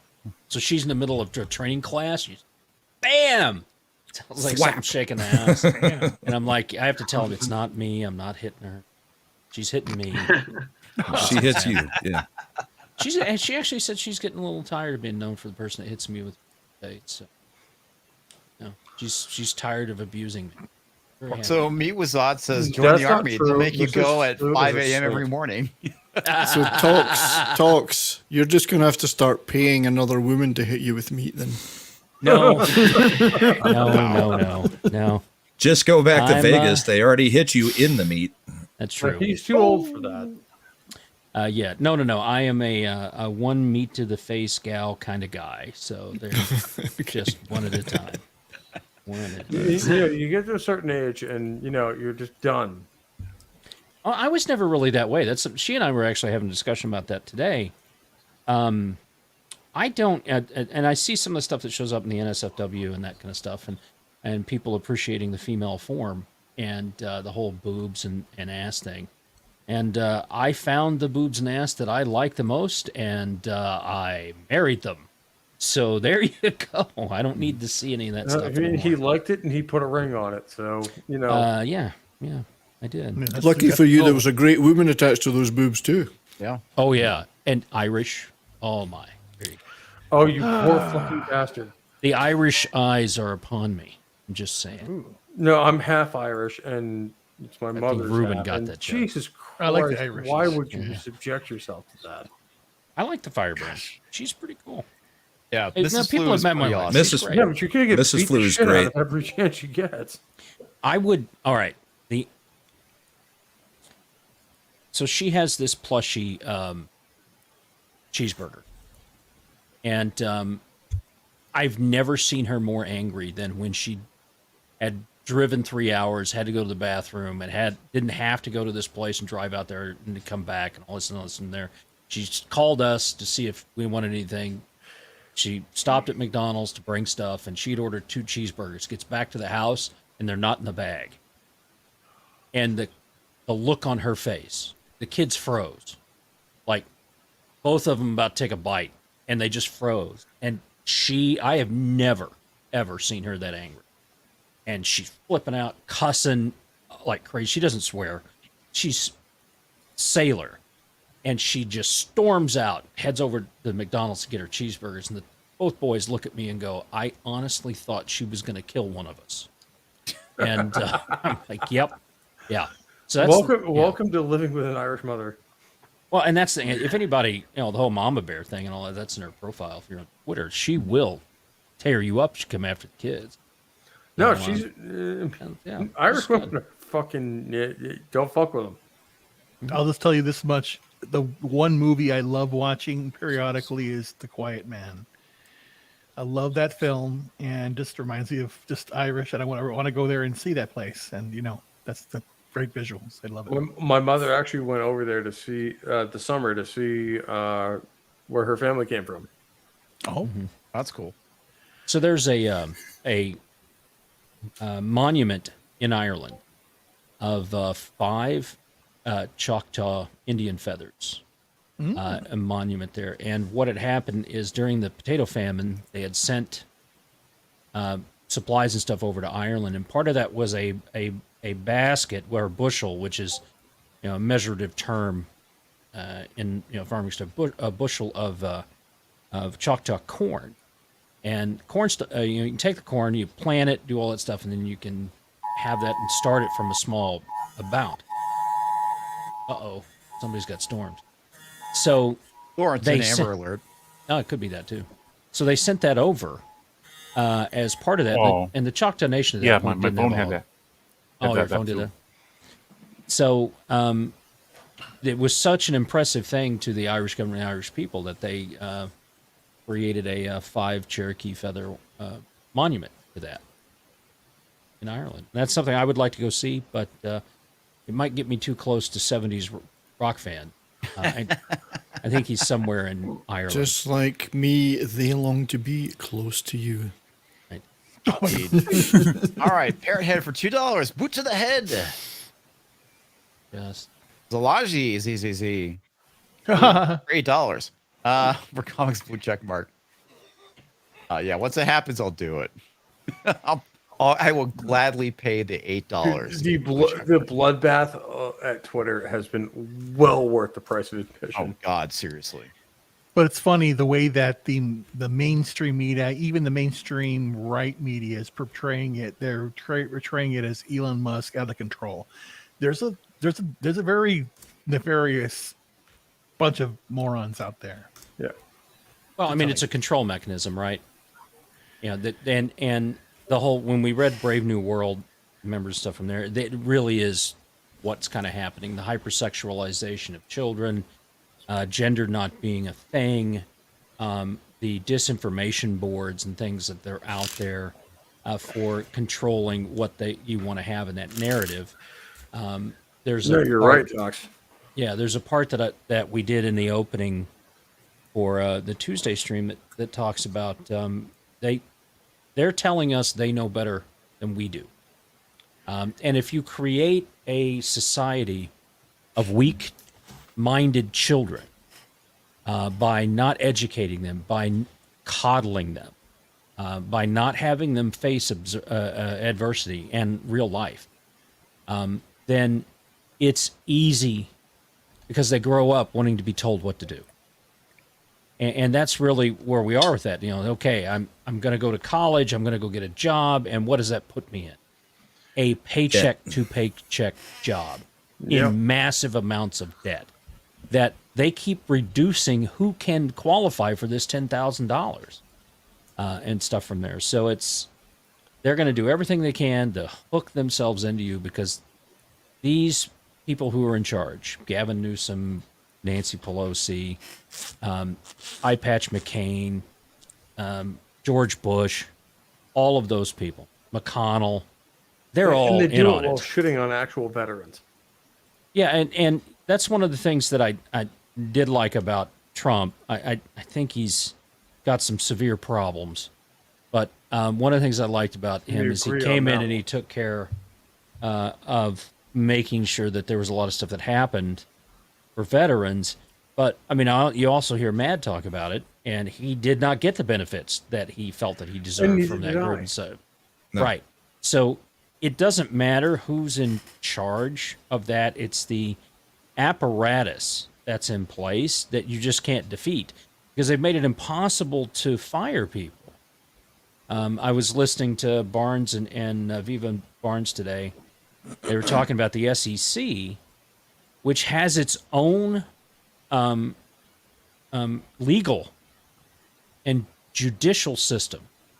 So when you have a problem with the SEC, they go through their judicial system.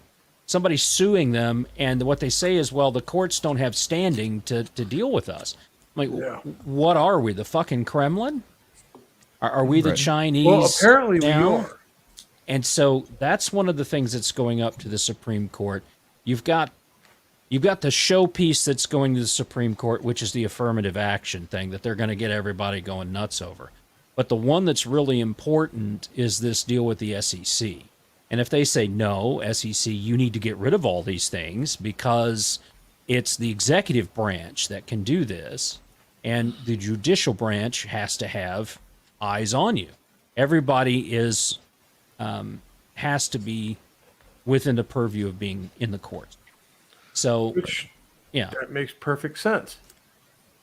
But the standing thing is the standing thing is so annoying. That's also what they use to toss out everything about elections because ruling on something. How does a state or how do I as a citizen not have standing about an election issue possibly when everything that's going to happen resulting from that election directly affects me or the state? Well, and the states are the ones who are in charge of elections. Well, if you read Article 4, you're not wrong. It says the states are in charge of elections unless the federal believes that there's a problem and they can step in. Right, so but it wasn't the federal that had the problem. It was the states bringing it to the Supreme Court. Right, but they used the standing rule, which is bullshit. But they said, okay, well, we don't have standing here because they interpreted Article 4 in one way, and then they've interpreted Article 4 in other way when they wanted to step into it. So during Bush-Gore, the Supreme Court came in and said, okay, bam, over with, done. So they exerted their constitutional preference to be able to affect an election by saying this is over. Yeah. So there's just a lot. For better or worse, that's when lawyers need to be able to step in and go, look, there needs to be an independent audit of this. Because define independent, because nobody seems to be now. I mean, you just hit on the crux of the issue, 70s.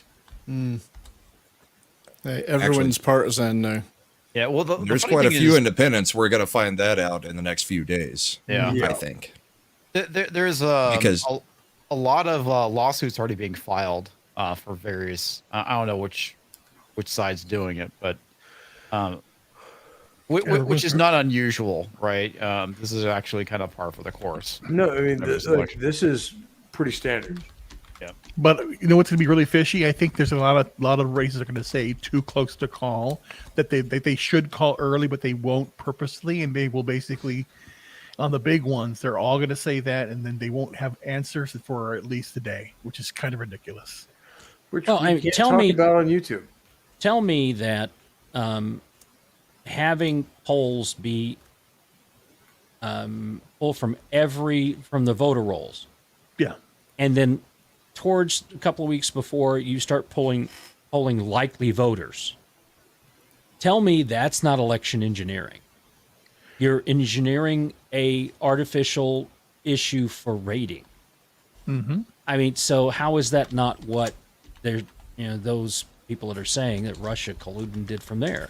There's a video we showed on the non-YouTube side Monday about breaking in, and they didn't even break into a voting machine. They broke into a state and got the rolls and voted as military. Mm-hmm. Mm-hmm. Found the military who hadn't voted and went in and voted for them. And you saw the military break in a way that was very odd in the 2020 election. Where they went And very far left, which they are never done. Right. Yeah, just be careful with the election talk, guys, on YouTube. I mean, oh, that's right. Yeah. Theoretically. Joe's I gotta keep go. forgetting. Oh, Joe's gotta go. Yeah, Joe's checking out. All right, Joe. We will See you tomorrow, Joe. Joe, I will see you tomorrow for 70 stream. And You guys take care of yourselves. I've got a stream in about 5 minutes at Twitch, and you guys were into it, so I put up my green screen, and I gotta go. You guys be All right, good. man. Take See you, care. man. Have fun, man. Later, Have a good night.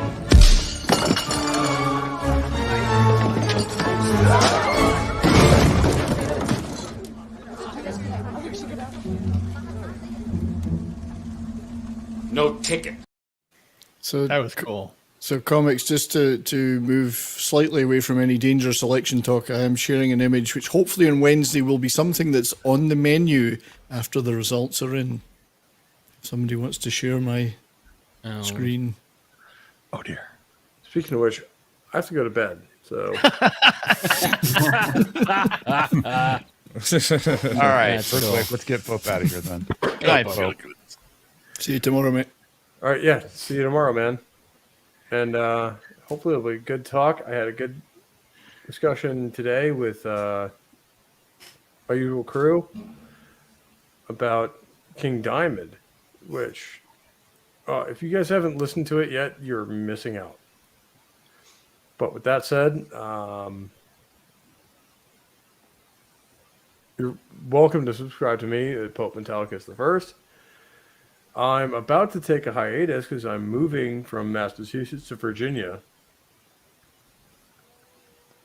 And other than that, well, we're going to do a couple of interesting videos between then, including a Veterans Day stream that's going to include myself, 70s, and a couple of other honored guests, where we talk All Quiet on the Western Front. Yeah, I gotta watch that. I'm going to be watching the movies pretty much right after I get off of here. All right. Good deal, man. Thanks for dropping by. Always good to have you on. Thank you for having me. And thank you, chat, for putting up with me, essentially. And I will catch you guys next time. See you, buddy. All right. We'll play you out, See sir. Bye.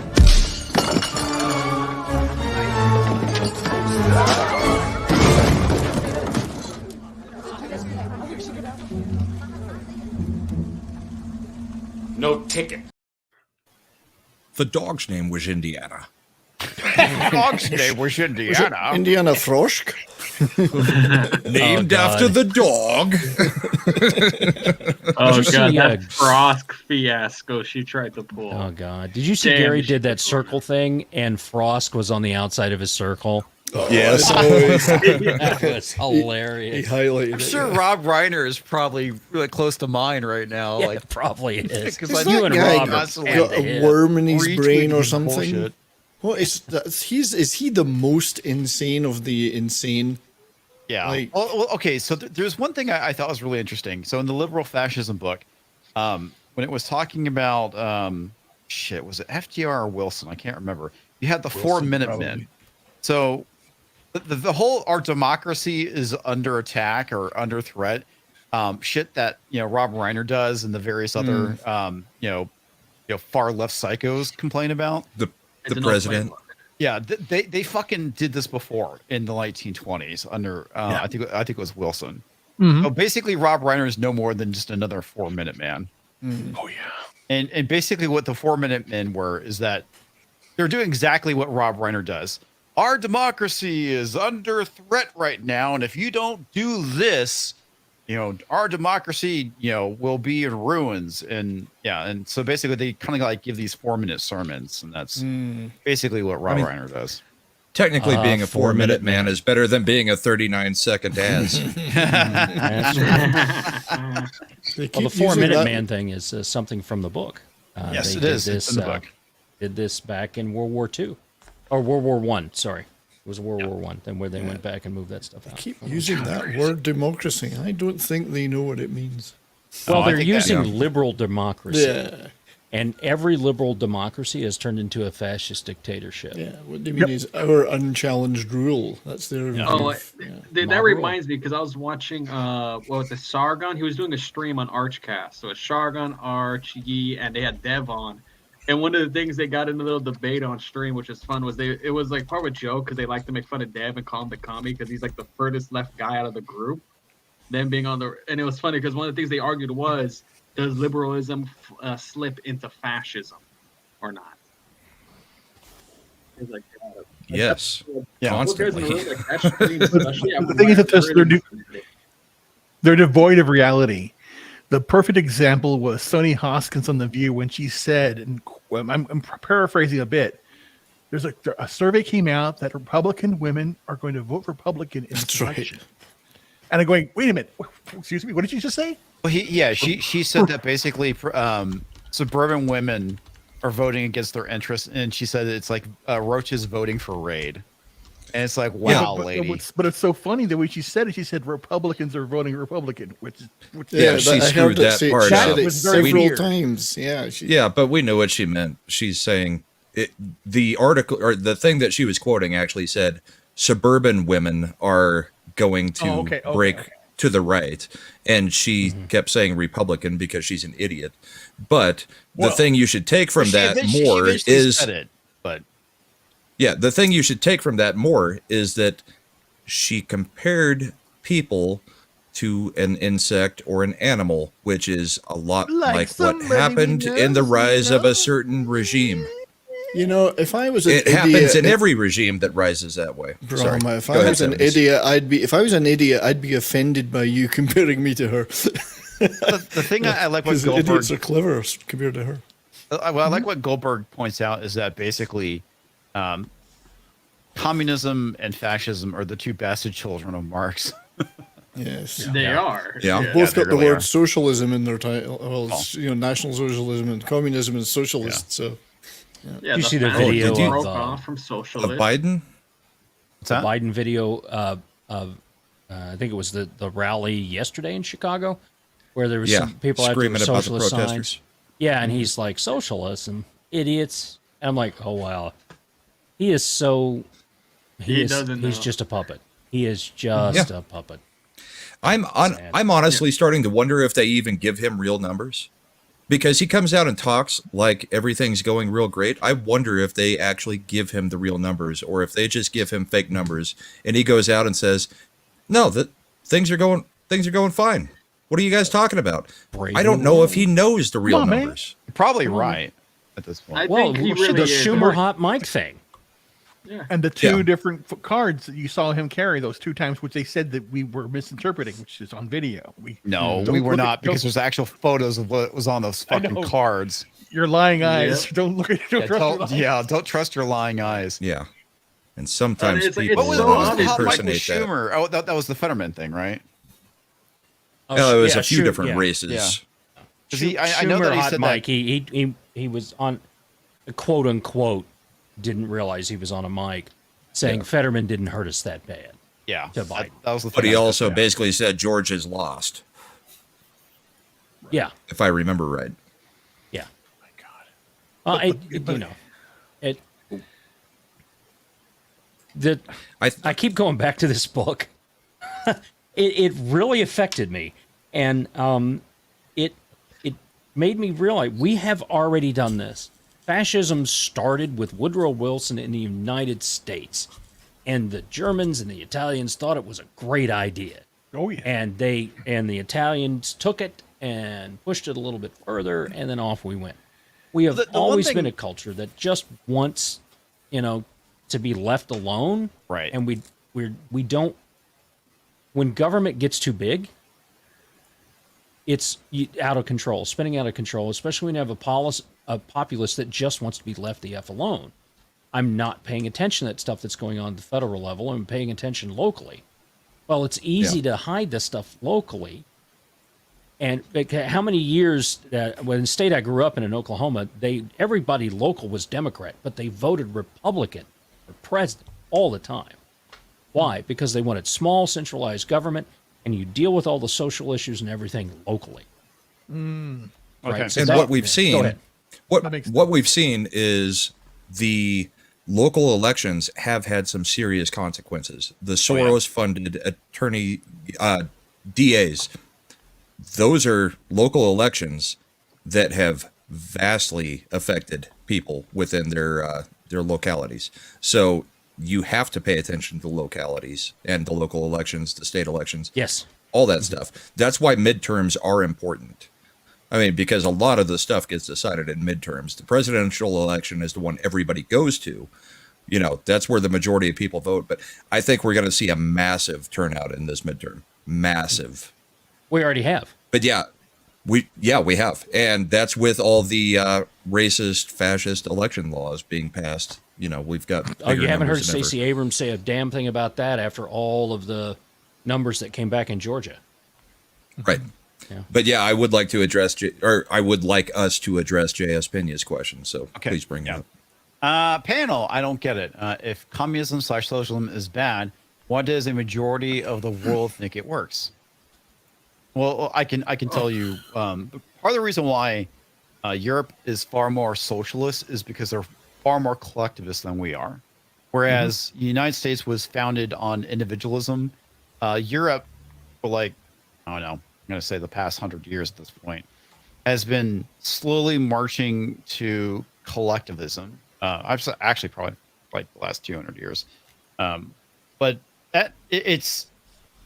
we are vastly different. And it helps if you actually know somebody who's either from Europe or was either born in Europe and then moved here.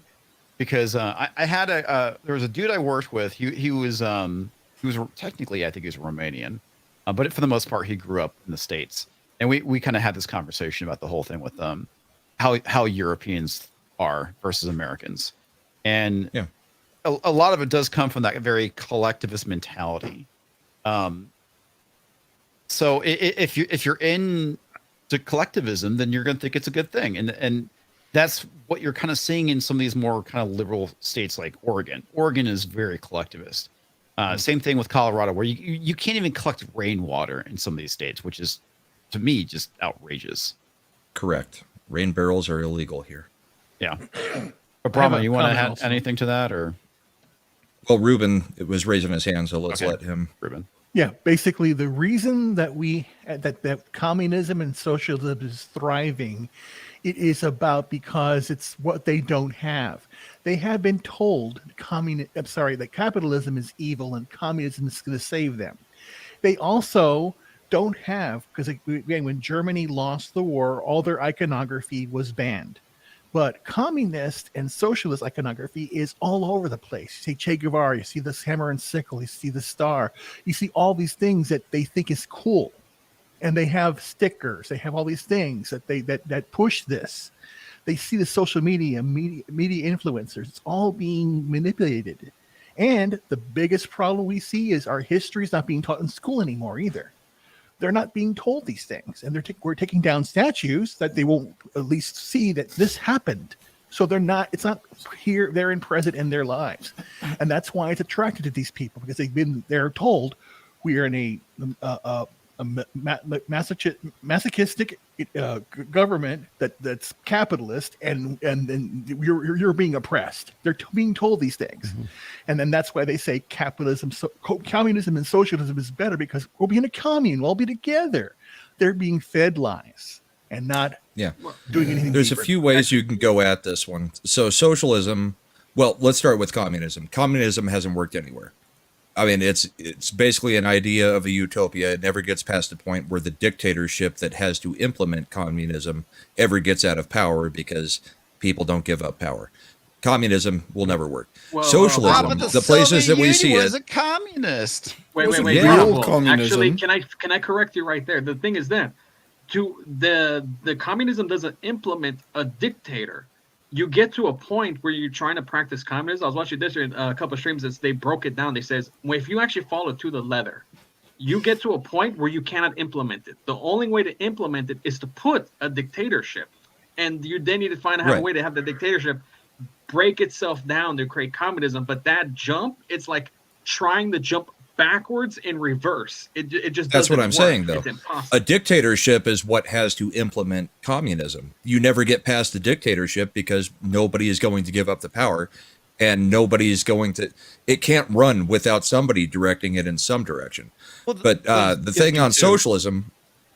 Go ahead, Comix. Sorry. Okay. The other thing too is that everyone talks about the number of people who've died under fascism, when nobody talks about, which is actually way worse, is the number of people that have died under communism. Oh, yeah. Right. But the thing on socialism is you've got like the Scandinavian type countries, socialism. All of those countries are fairly small in population, and they are very, very, one type of people. They're not letting a whole bunch of other type of people into those countries. Well, how many of them don't have a monarch? Isn't there a king of Sweden? I mean, there's a lot of most European of those countries still have a monarch, and they have limited socialism. You need to have a single leader for that. But go ahead. There has to be a head for it to work. Yeah. That leads to an interesting point, though, Talks, and it goes back to why America was different in that the vast majority of people in the history of the world have either lived under or been happy to live under authoritarian rule. Yeah. Freedom, individual freedom, is an extremely rare thing in the history of the planet. And it's only really flourished in the last 200 or 300 years, and only in certain places. And it's very difficult to maintain, as we're seeing. People seem to be happy to live under authoritarianism and collectivism. That's because it's easier. Yeah, it's easier. It is much harder. So think about it. How many of us don't want people? You hear it all the time. I don't like politics. I don't like politics. Well, why are they teaching this to my kids? Because you didn't participate in the system of government politics you don't like politics that you want to be in. Attention. And my thing is this. Stop voting for these assholes here in the U.S., all right? Move to Canada. Seriously. Move to Canada. Move to Australia. Move to England. Yeah. Do what you're threatening to do all the time. We'll take 70s and his sometimes bad takes on hockey, and we'll bring him down. Sometimes, all the time. But anyway, that's true. Go to Canada. There are people who are very happy with what Trudeau did to those truckers. I'm not. Yeah. All right. Right. And that's what the majority of people do. It's a big part of it is that, do you want to live in a free market or do you want to live in a controlled market? Because basically socialism is where the government controls the market, where the free market is which, technically what we're supposed to have here, even though we don't fully have it. But the other thing too, what's really interesting about it is like during the turn of the century, socialism got really popular all over the world. It got really popular in Europe. It got really popular in the United States. And fortunately, FDR did a lot of damage to this country, implementing a lot of social policies. A lot of people think that the New Deal is what saved this country from the Great Depression, which is not the case. Everyone knows it was World War II. It was the war economy that brought us out of the Great Depression, not the New Deal. So yeah, I mean, but the New Deal was kind of like a backdoor that really introduced a lot of socialist policies in this country. Yeah. Yeah. There's The other also point the is one that. thing- Sorry, go ahead. Both Ben. somebody's. No, no. Sure, Well, all right. Well, I was going to add on to what Reuben said, because one thing too is how you mentioned is like socialism, communism sprouted in Europe, so they are at the heart of it. But there's also the second part is how you were talking about how it's packaged. One of it is the marketing behind it that has really made it why some people like fall for it. Which a lot of people they are tricked into believing it is the system at fault.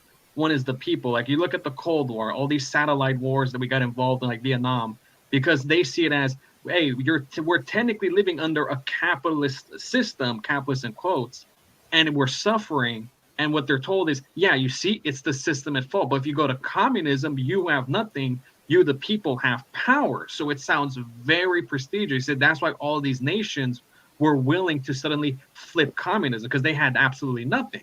Because they're all were poor, oppressive dictatorships. It was very easy to manipulate a lot of the people. good point. And it Well, that's goes, after also they goes killed back. all the people who wanted individual freedom. Yeah, Yeah, it also that's goes the back. other thing too, which is the issue with communism. Everybody has to agree in the people that don't get shot. Okay, I mean, and that's what I'm saying. that's basically how it worked. And It's the most intolerant thing in the world. yeah. So he asked about Vietnam. Does socialism correct? No, nobody does socialism correct because it doesn't work. That's kind of the issue. Leaving aside the labels of socialism or nationalism or any of these other political labels that we've invented in the last 200 or 300 years, people in Europe particularly, and most of the world, were used to a feudal system in which a lord inherited power over virtually everybody, and he had a small coterie of friends around him who had some power. All they did in things like the Soviet Revolution was replace the feudal system with political strongmen who then assumed the same powers and had the same privileges, and everybody else were still trod under. So, regardless of the term they use, it's a feudal system. I can see in these WEF guys, the globalists, or leaders in America, Canada, Britain, all want to bring feudalism back. Them and their small band of people would be super rich with their corporate buddies, and the rest of us would be downtrodden and poor. It's a feudal system. They can call it whatever they want. I get what you're saying, dude. Makes sense. Yeah, I mean, Vietnam was a communist country. I think North Vietnamese. Is he asking if Vietnam's still communist? I think that's what he's asking. It is. It is. Yeah, now. it's still communist. It wasn't, but I mean, all of that stuff was a doctrine that the U.S. implemented after World War II that was all-encompassing. There was propaganda. It just like they're doing now with this disinformation board and what the DHS is doing and colluding with Twitter and Google and Facebook. They've been doing this since the 1910s. World War II, they came out of it. Communism is the evil. These people are totally against individual freedom and the idea of that. Stalin killed millions of people. And 60 million. 60 million. He killed more than they lost in World War II. Yeah. Okay. And nobody talks about that. Nobody talks about that. Nobody talks about killed. what Pol Pot did. Nobody talks about what Chairman Mao did.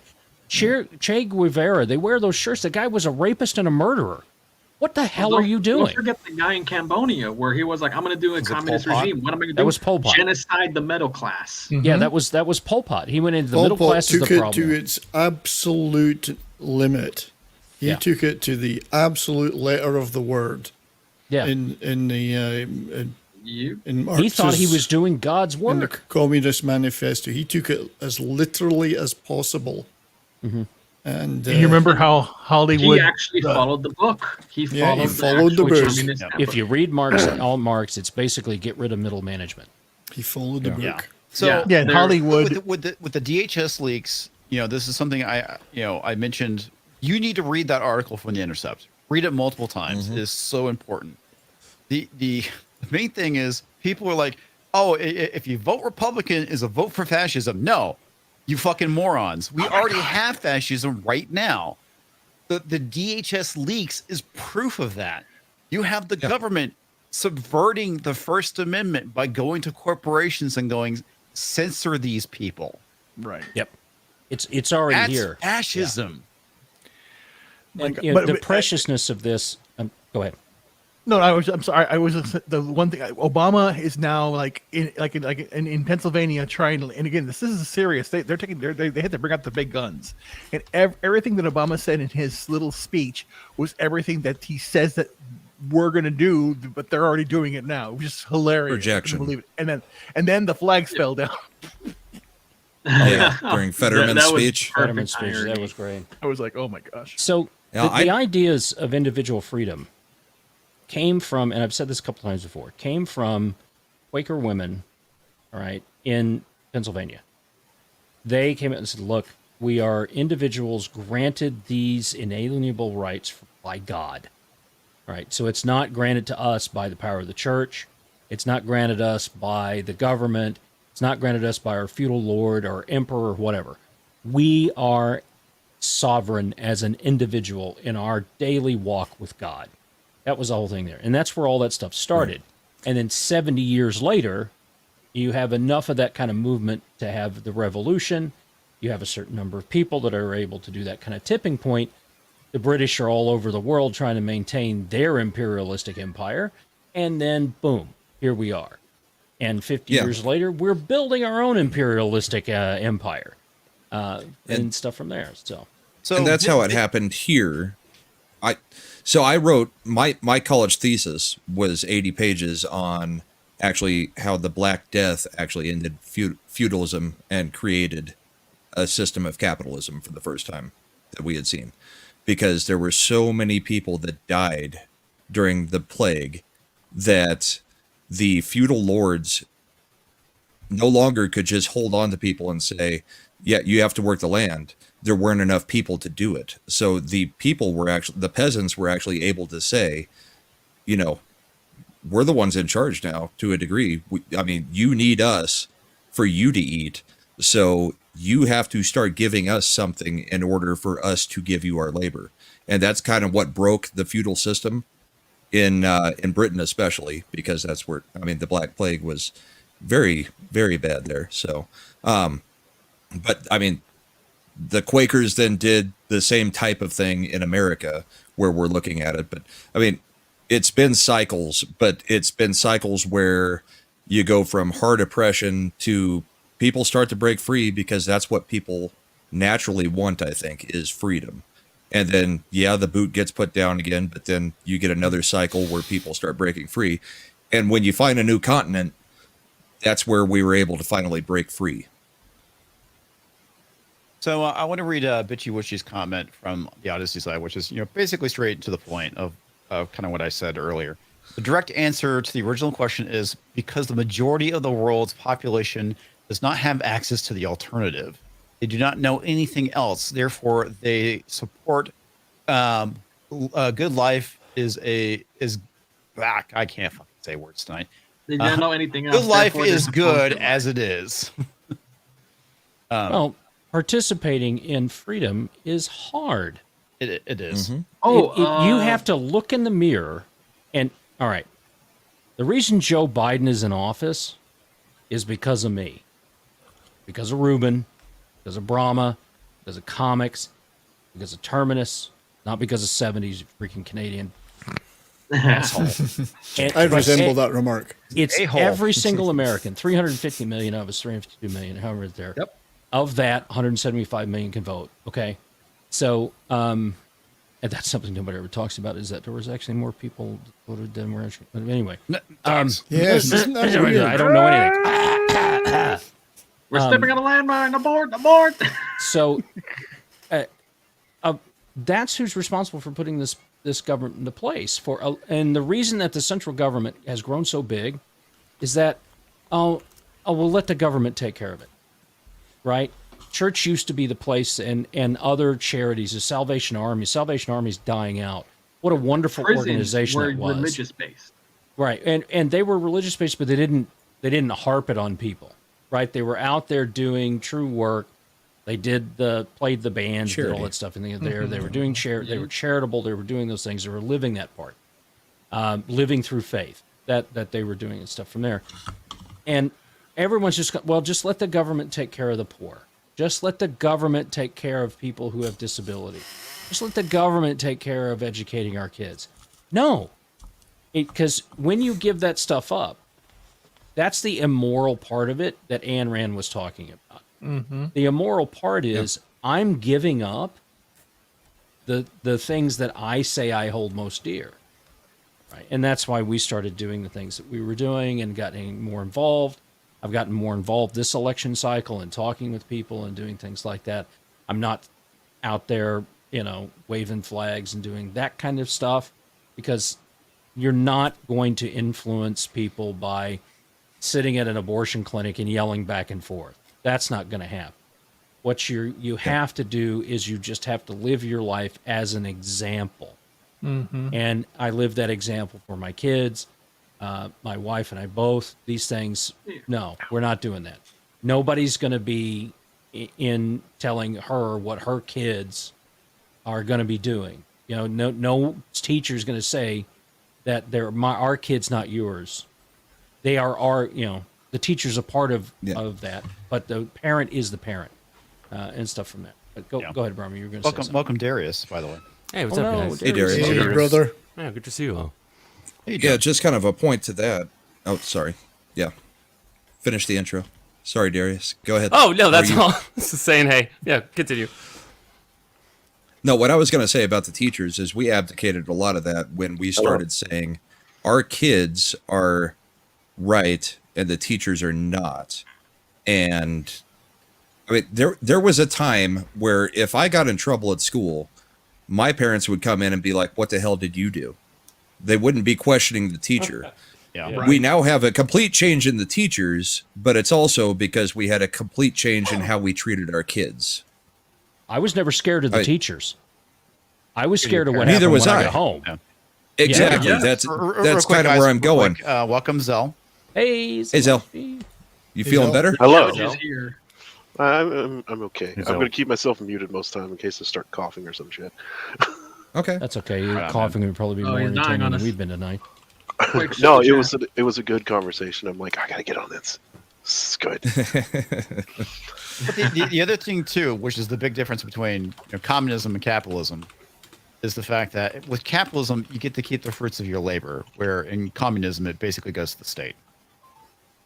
And sometimes you're just assigned what your job is going to be for life. And Because It's supposed to go back to you in theory, right? Yeah, in theory. But it doesn't. Yeah. It is you have a planned economy, and the problem with planned economies is they simply don't work. Nope. Sorry, There's you like that 50? no incentive, right? There's no incentive. Right. Well, and the other thing is, I mean, if you're assigned basically what your role is in life, at some point it's going to atrophy. Everything's going to atrophy because you could have Einstein, and he's been assigned to cleaning toilets for his life. Damn it. Yep. Because there's nothing about that system that causes anybody to actually excel. Oh, and You're going to have the same car, you're going to have the same 13-inch TV, you're going to have the same couch, the same bed, and the same, house that's, 500, 600 square feet, regardless of what you do in your life. So communism and don't forget, inevitably atrophies. Yeah, there's also when you get the people assigned to things that are they just aren't good at it. They can't do the job. Like you just some people they just can't fulfill certain positions, no matter how hard they try. It's just not their thing. But once you're assigned it, that's it. You're gonna have a poor worker crippling the line there that you can't get rid of because they're assigned. And Or they'll you get drag the whole Chernobyl. thing down. But you also have to think about it. Like, isn't it kind of the same thing that we're already living in with everything made in China? We all have the same crap it lasts a week and you throw it away and you get a new one. We don't even use cars. Look at the used car market. You don't even, it's just, we'll go get a new one. Oh yeah, disposable. To answer your Yeah, question, that's the word, thank you. Scipio, the reason why there has never been a communist country in a socialist country is it doesn't fucking work at all. And the other thing too, check up on your history, dude. Mussolini was a socialist. He was not right wing. He was very much left wing. The reason why he here, got labeled during the 1920s as being right-wing is because he was pro-war. Well, yeah, hold on, Comics. Can I add on to that? There's Go a for it. perfect video, actually. It's from Short Fat Otaku Dev. He does crazy deep dives and all this. Recently, he did a video called The 3 Types of Fascism, where he broke down the fascism, like for Italy, because he said there is multiple different branches of fascism, but he said they all have one common thread. Fascism is born out of communism, socialism. Like Nazism was born out of socialism. Okay, Marksman, I'm going to stop you. You need to stop watching his stuff, because if that's what he said, he has no clue what he's talking about. None. He hasn't looked at the history. He has no idea what he's talking about if he's saying that fascism is born out of socialism. It's not. Not even close. So, yeah, whoever that guy is, stop watching him. Well, it is a socialist ideology. It is not a socialist ideology. They both hate fascism and socialists hate each other. Well, yeah, no, because they splintered off out of it. That's the thing. We're like, no, it came from progressive. All of that came from progressive ideas that came out of the United States in the turn of the 20th century. So, what Mussolini picked up on was fascism. He coined the word. That's it. Yeah, that's the only fascist government, whatever movement that's ever been, is Italy. That's it. Yeah, and yes, Mussolini was absolutely a fascist. But the other thing too is that he was a diehard socialist, though. Yeah, Hitler in the beginning. Hitler was not. Yeah, right. Yeah, I looked that up after the last time you guys mentioned it, and that checks out. Yeah, he was a true socialist. He died a socialist. But yes, ultimately, right. Fascism is what he implemented in Italy. Right. Mm-hmm. The way Jonah Goldberg explains it is that basically socialism and fascism are two sides of the same coin. Okay, so Marksman's right with that one. Got it. Okay. Yeah, that's the reason why I said basically fascism is a socialist ideology. It's been a while for me to see the video. It's like maybe you can check it out, Talks, and see, because he isn't like just explaining it. He's basing it off of books, philosophers. Like he's basically saying, this is what I read. This is where I'm quoting. Here's the philosophers who pushed this that led into Mussolini, Hitler, Francisco in Spain. Like it's a very deep, complex dive. Yeah, it is. But Talks is right too. Is a lot of this began with progressivism in the early 1900s, but ultimately, and remember, Wilson was a socialist. Yes, the Fabian socialist. Fabians. That's back in. You would be surprised where all of those progressive ideas came from. Yeah, the University of Wisconsin. Well, the other thing too, which I thought was really interesting, that Goldberg, pointed out, is that for the most part, all revolutions are left wing, and it got me thinking because he said, I think he said, with the exception of the American Revolution, which I disagree with, because if you take a look at it, the founding fathers who are would be considered conservative by today's standards, I would say, because they were going up against the monarchy, which would probably be considered to be more conservative. Their revolution was far more left-wing, if you think about it, because they were giving power to the people and not a monarch. Well, is that because 100%. Change is not conservative? What's that? Is it because change is not conservative? Be careful with that. Well, that's the question. Right. So it's not a rhetorical question. It's a serious question. Conservatism is not right or left. Okay, we get stuck in the right or left thing. Yeah, conservatism and progressivism. Progressive is we want to change right now, everything right now. Mm-hmm. Conservatism is we do want to change, but we want to change correctly for everyone. Yeah. So conservatism is actually way more tolerant and inclusive than anything progressive. No, seriously. No. I'm laughing because I call myself a conservative and I love everybody. I am a conservative. I want to get this comment. So, first off, you were wrong, but you were correct. Mussolini created fascism. You were absolutely 100%. Hitler fashioned Nazism. No, he did not. Nazism existed before Hitler. Hitler was the mouthpiece for it. So you were dead wrong there. And no, fascism is not a right-wing ideology.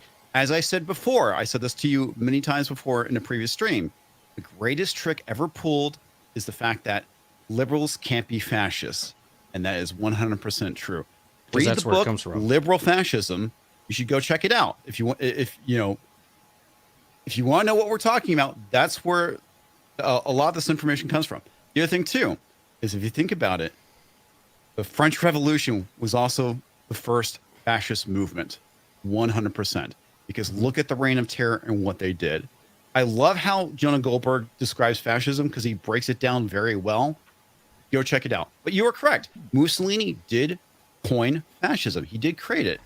Hitler created Hitlerism, not Nazism. You could say that the driving ideology by Nazi Germany was basically Hitlerism, which is, for the most part, a flavor of fascism. Remember, I told you this before too. Stalin and Hitler agreed on everything but economics. Mm-hmm. Mm-hmm. That's true. Yeah, absolutely. I always love it when they say that, like, the Nazis weren't socialists, and I'm like, it's in the name. Yeah. Like, what? National Socialist Party. Yeah, I mean that's basically what Nazi was short in the for. name. The Democratic Nationalist Socialist. Yeah, they're nationalists. They're socialists. Well, there's letters and there's recordings and radio recordings of mutual respect for Mussolini and FDR and Hitler and others. Stalin. FDR was a huge fan of Stalin. Mm-hmm. Well, I'm trying to remember. Was it Mussolini was pretty buddy with Lenin? I think so. Or wasn't Marx? I think it was Lenin. No. Oh, Lenin. Mussolini wasn't anything. He did nothing until he came up and yeah. I don't think it was Mussolini with Stalin. No, I I said Lenin. Lenin. No, I think you're right. You're right. I was wrong earlier. He did cut his teeth under socialism, and he was very much a socialist, and then came to Italy, and it wasn't going to work. Socialism wasn't going to work in Italy, so he changed it and coined the term fascism. Fascism is not a system of government. It's a term coined by Mussolini. That's all it is. And the great trick is that we're all tied up in fascism being something, and it's not. Well, it's authoritarian socialism. What it comes down to is it's totalitarianism, right? And it's all the same. It's all totalitarianism. Well, Lenin, Stalin, Hitler, and Mussolini were all totalitarian, which is another phrase or another word that Mussolini coined was totalitarianism, which I thought was rather interesting. Mm-hmm. So was Wilson, and so was FDR, and so was Teddy Roosevelt. It's like for years, like how many people walked around calling everybody Nazi, Nazi, Nazi, Nazi, Nazi, Nazi. Well, it's at this point that means nothing. Yeah, well, so what's the next word? Yeah. What's the next word? Oh, we'll call them all fascists. Yeah. Nobody has a fucking clue what that even means.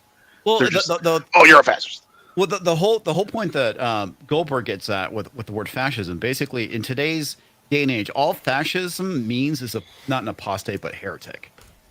Yeah, a heretic. Yeah. So you call a heretic a fascist. I mean, it really is a meaningless word at this point. Because heretic was a meaningless word religious wise. Yeah. And so the progressives replace religion with progressivism and all of that stuff. Yeah. Yeah. That's a good one too. The Nazis still around, correct? Well, there's neo-Nazis. The original Nazis are gone. They are no more. There's a few in Ukraine now. You have the branches that broke off. I guess you could say they're in Ukraine, but I mean, technically there might be still some Nazis in South America. But I mean, as like an official party, they don't really exist. I guess. I would not consider the guys in Ukraine to be Nazis. I would say that they're neo-Nazis. Yeah, but they're the good Nazis. We like them. Well, they're using the symbolism, and that's Hitler was very good at manipulating people and using symbolism. That's what he was good at. He was failed at everything else until he got to that. And he was nothing. He was a loser, and then got pulled up into the First World War, got pushed up against what the Kaiser was trying to do and all those things from there, got involved in a little bit of politics with some people that pulled him in from the brown shirts and things and all that from there. And he was a very good orator. He used to spend hours and hours and hours with each speech in front of a mirror, practicing his movements and having people tell him what the impact was. He was basically Alex Stein 99. Okay. Back then, he was a shock jock. And that's what he did. He went out there and he put on a show and he rabble-roused the people up. And they needed a scapegoat. And they said that a certain group of people was spreading disease. Yeah. And exactly the kind of stuff that we saw over the last couple of years.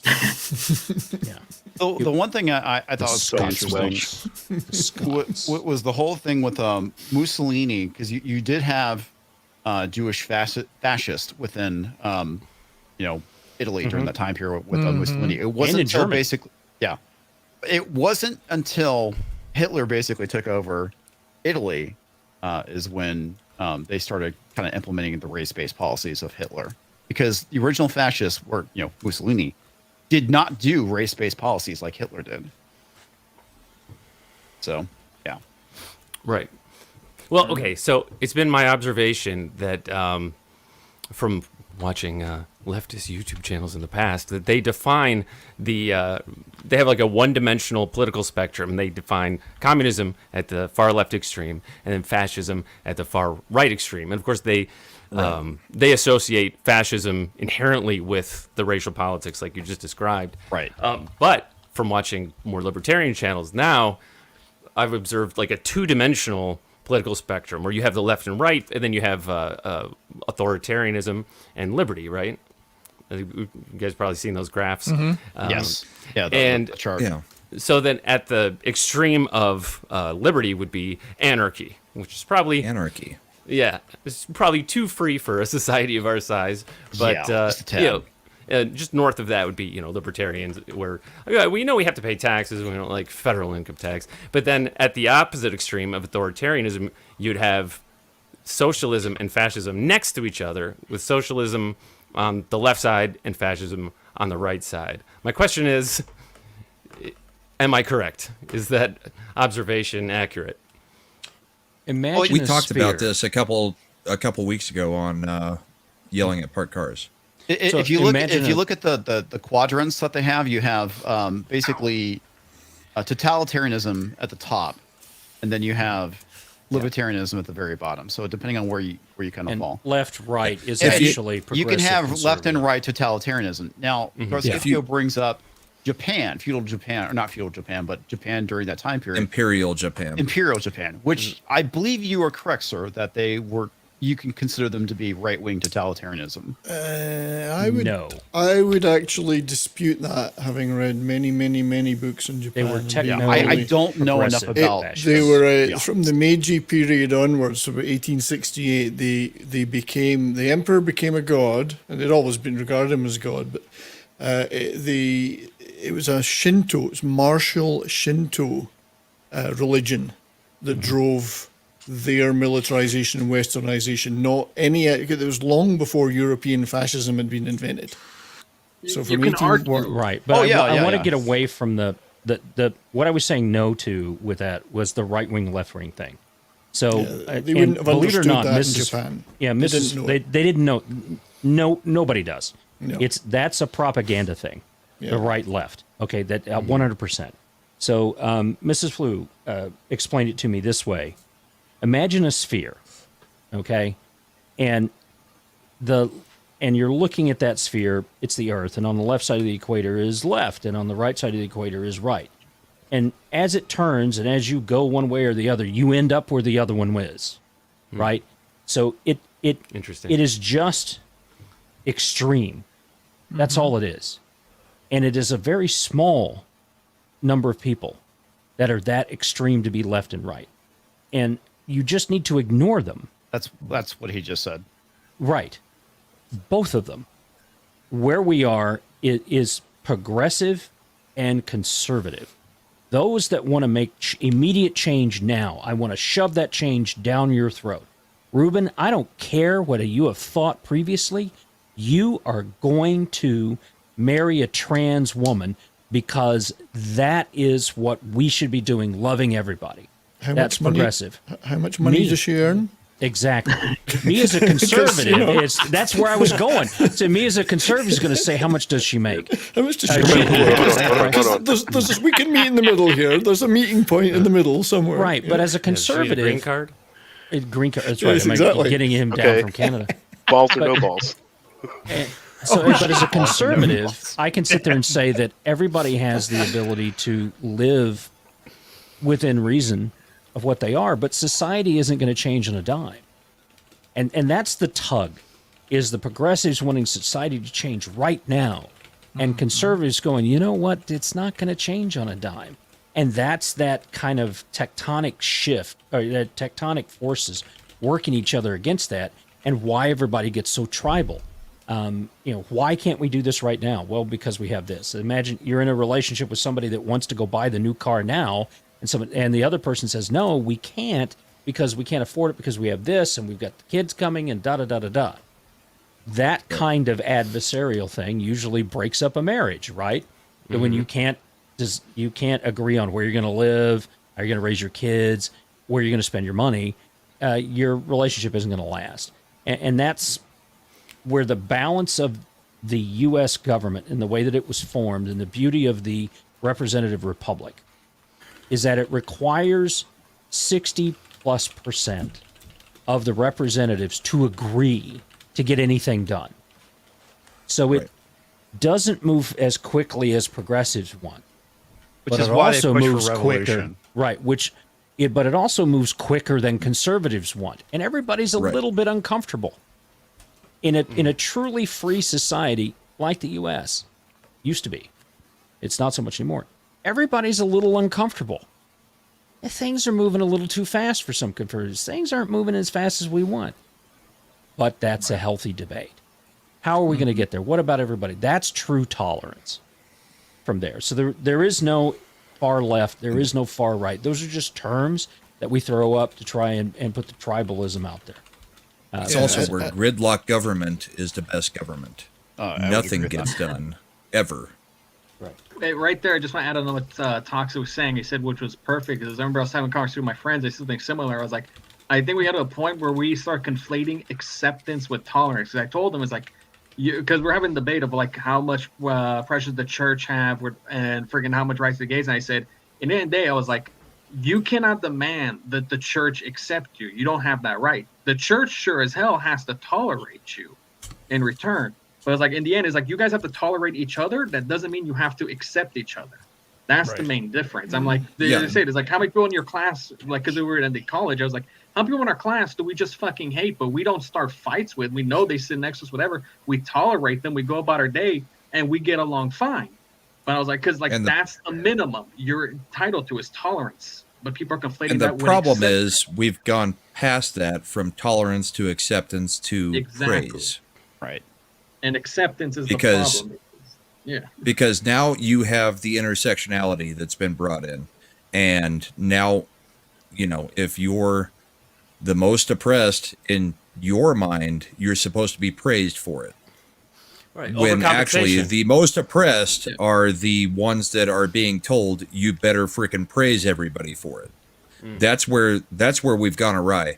Tolerance was one thing, acceptance was another, and now we've gone to a third or fourth level from there. It's just like the waves of feminism. I mean, it just keeps evolving to something that is not what was ever meant to be in reality. Well, that's like the problem. But that's with what we've got stuck here. Organization or movement, right? Is eventually they've done their job and they don't want to stop, right? Or they don't. Yeah.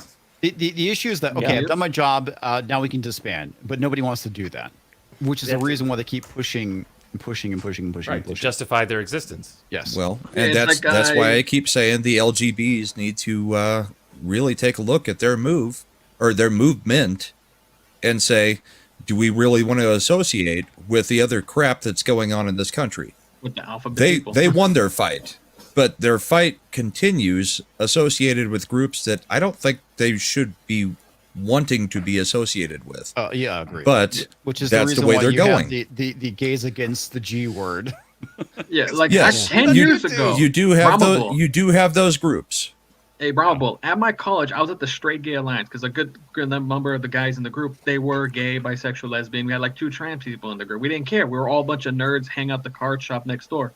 And I had this conversation. I told them this because this was when the Q first started putting out. I says, one day, if you guys don't get this shit settled, these people are going to be the ones waving your flag, affecting your reputation, pissing everyone off. And running your And when movement that day around. happens, yeah, that's like I said.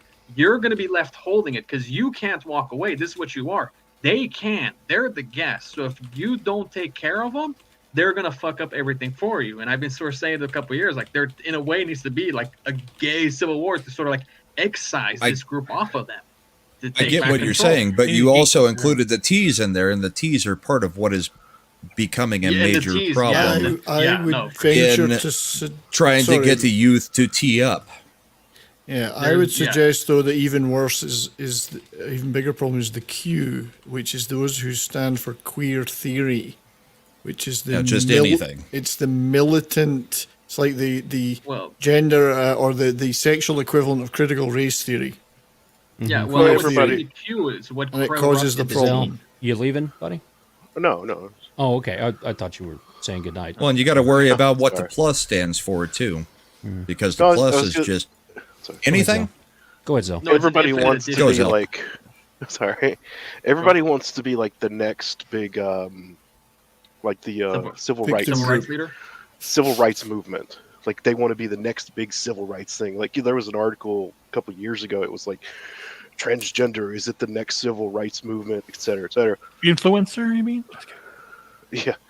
Well, no, that's like it's kind of what they're after. It's like they want to be that. They want that clout. That how big? Look how big the civil rights movement in the '60s was. Well, they were done with the race thing. You know, the civil rights and all that stuff. And as to Brahma's point, they were done with that, so they had to move on to something else. My whole problem is when it comes to the kids, right? People who can't make decisions really for themselves until they're an adult. I don't care if you're an adult, right? You know, you do your thing, you do what you feel is best for you. I honestly don't care. I support what you do. But when you start pushing that stuff on the children is where I have a major issue with it. And I'm slightly different. I will tolerate it. I don't necessarily accept what you do. But if you're an adult, you do what you do. But like that's where the libertarians and the right are in agreement. Stop trying to get people who are not capable of knowing what is going on, the children, to get involved in it. Because the drag queen stuff, the trans stuff, all of that, I mean that is the natural place where the libertarians and the right have met. I mean, that's why the libertarians tend to vote more with the right than the left, I think. Let I'm me, not a libertarian, but... So let me throw up something here real quick. Sure. Yeah. So I would say that... I agree with that, Wook.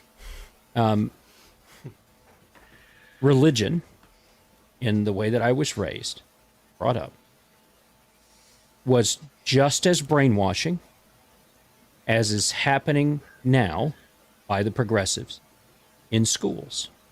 They both are a religion. This is not about faith. This is about religion. Okay? Correct. Secular religion. And the things that I were taught that were truths and things like that are complete bullshit. All right? And I'm sorry. To me, it is the same thing. And I think that if you are going to stop indoctrinating kids with this in schools, and why the greatest thing that we did was a separation of church and state. You may teach your kid what you want on your time. However, we do not have any religious indoctrination in our schools. And that includes progressivism. That includes conservatism. Right. Neither one of those things need to be there. What we are going to school for is facts, history, and how to think critically on our own. How to reason things out for ourselves. Sadly, they got rid of the critical thinking. They got rid of all that stuff. They got rid of... There's still some civics and stuff out there. And believe me, I know there are many good school systems out there that are doing this exact thing. All right. It is just these big cities and some other ones out there that are really bad. So to me, that's two sides of the same coin. I do not like the way that that religions indoctrinate children into their religious beliefs. I don't believe that gives children the ability to learn and think for themselves. Organized religion to me is collectivist. It is not individual. And I am a staunch individualist from there. So I can agree with you to a degree, especially about the public schools. Sure, don't teach any religion. But me as a parent, or me sending a child to a private Christian school. Well, that's different, you know. I'm the parent. I could try to indoctrinate my Okay. child into whatever. So I agree with you on the public schools. Do you have a problem with a parent saying that my child is trans and I want them to get the puberty blockers? Yes. Then you But should I have don't a think problem that's with the same as religion religion. that you teach your kids. It's the same No, thing. I'm trying to teach my kids morals, and if no, you no. are Religion religious, isn't morals. Those are two different things. we're losing religion in the country and losing morals in the country. I is what have no problem with us losing religion in the country.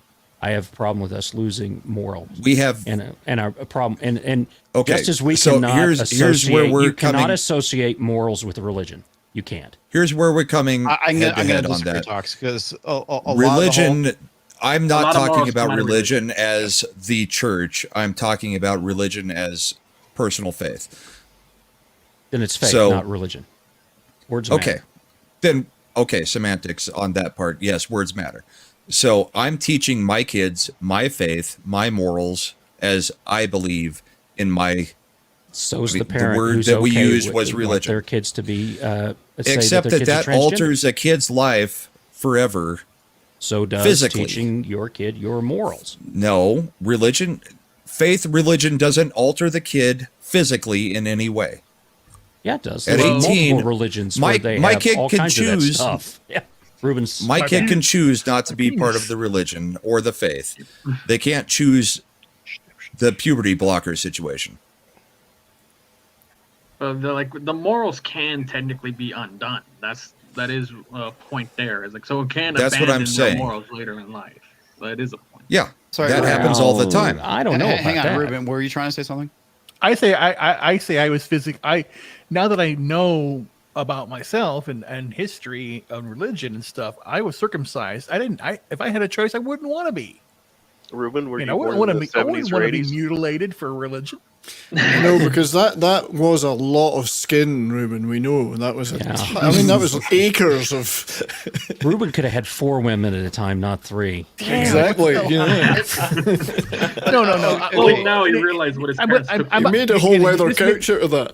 I don't know if this may shock everybody, but I'm a Yeah. logic guy. I'm a logic guy. I was raised Roman Catholic, but I don't believe any of that crap because I believe in logic. I believe in science. I'm a science guy. I really am. Just study it out there. Oh, but I you're do Bill study Nye. everything. No, but I do study everything. I studied the Just Quran. kidding. I've studied the Bible. I've studied the New Testament, the Old Testament, the apocryphal Or- books. So I like reading about that stuff because to me it's a fantasy novel, basically. Just saying. Okay, so Okay, but where are we at with that? anthropologically speaking, our modern morals, where we get them from, has come from religion. Most societies, their Yes. moral values were derived from religion. Yep. It's the whole thing is that you can be an atheist, but you still hold God damn it, I can't say words. Judeo-Christian Judeo-Christian values. Geo-Christian values. Globalist. We're all driving a Geo Metro. It's, Yeah, that's it. Let's we're drive in an a Alada. communist world. So, I mean, but that's the main thing, is that because Yeah, I but got the Judeo-Christian values are, don't kill, don't commit adultery, don't do things like that. Yeah. It is not that you have to accept the Holy Spirit into your body and start that's talking different. in tongues and things and stuff like that's that. religion, right? But the Right. whole Right. whole thing is that originally how morals or morality, I guess, I'm not gonna say it was developed, but certainly has been passed on. It has been done through religion. Yeah, because religion Correct. is the opiate of the masses. Yep. That's Well, I think the argument would be determined, sort of like for Toxic Manflu's case here, which I do think even Brahmabull has a point here because they're missing it, is can we properly separate the morality out of religion to teach just the morality, or do we still? How much do we still need the religion to teach the morality? Well, religion is a tool. Okay, Well, yeah, that's so what I'm why do Catholics not eat meat on Friday? The reason is they were uneducated at the time, the masses, and meat would spoil by Friday, and they didn't know that. But the learned people who were the religious, the priests and things and stuff like that, because they're the only ones that got taught how to read and write, stuff like that, knew that was happening. But they couldn't get the masses to stop eating the meat. So they said, God said, you can't eat meat on Friday. You have to eat fish, which was very plentiful. Salmon was the main diet and stuff in England, blah, blah, blah. Right? So all of those tenets, a lot of those tenets that come from there, I'd say the majority of them, come out of, okay, we need to use this tool to manipulate the masses for the good of themselves. So to me, I see a one-to-one correlation between what I'm hearing today from the Democratic progressive side telling me that they know better for my life than I do, and what the Catholic Church, just one example, there's multiple examples, thousands, the Catholic Church did to get people to stop eating spoiled meat on Friday. I say we would have been better off by letting those idiots who didn't believe that stuff die off than doing that. So it's the same side. It's two sides of the same coin. Both totalitarian, both saying we know better than you do about your life. It is collectivism to the end. It is not individualism. And that's why I said earlier, individualism is hard. Individualism means I'm responsible. And that's not easy to stand up and look in the mirror and say, it's my fault that I'm in this situation.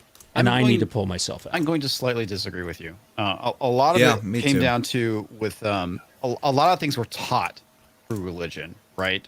Basically, for the most part, how the world worked. Because during that time period, a lot of people didn't understand how the world worked. We didn't have science during the time period with a lot of that stuff. Mm-hmm. So we were trying to figure stuff out. I would say the manipulation probably came... Galileo. Your argument falls apart with Galileo. Let me finish, dude. I said I was gonna say the manipulation came later. That's where you get the whole thing with Galileo. But I'm talking about earlier on with religion, when people were still trying to figure out the world. Like, I'm not talking about in the medieval time period. I'm talking about further back than that. A lot of the stuff was taught through religion. Why you don't do certain things? Why do Jews don't? Why didn't they eat pork during that time period? Because of pigs really are unclean. Okay, you get disease, trichinosis. Things aren't cooked properly, and it gets incorporated into religion to teach people why. Because it's not cooked properly, like shellfish. Right, exactly. So it comes down to not cooking the meat properly. But a lot of those people, they didn't understand that during that time period, right? I understand. Yeah, and they thought they were witches because they weren't dying away. I'm not disagreeing with you there, dude. Like the whole thing with Galileo, I completely agree with you. But I'm talking about the reason why a lot of these things developed and the reason why they were taught it through religion is basically to explain the world and how it works and how it functions. And because during that time period when this stuff came about, there wasn't science to explain it. Sorry, go ahead, Rama. No, what I was saying, what I'm saying is that these people who are saying that their kids are transgender, doing this stuff, truly believe that they are doing the same thing. Okay, so if you take circumcision out of religion, where do we stand there? Just curious. I just want to hear the answer on that one. It's the same thing.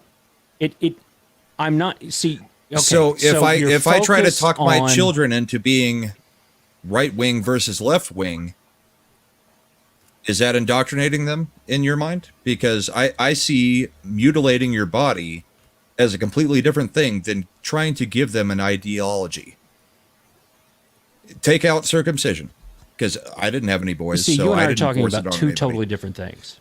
And that's what I'm trying to figure out where see, we're at. I'm not following your argument on it, I guess. But you're caught I'm up. trying. You're caught up in the emotion of the discussion of the whole thing. No. You're caught up in the whole emotion of it. It is not about mutilation of somebody's body. It is not about any of those things. It is about the individual's ability to raise their child as they see fit. That is what it's about. That's the individualist part of it.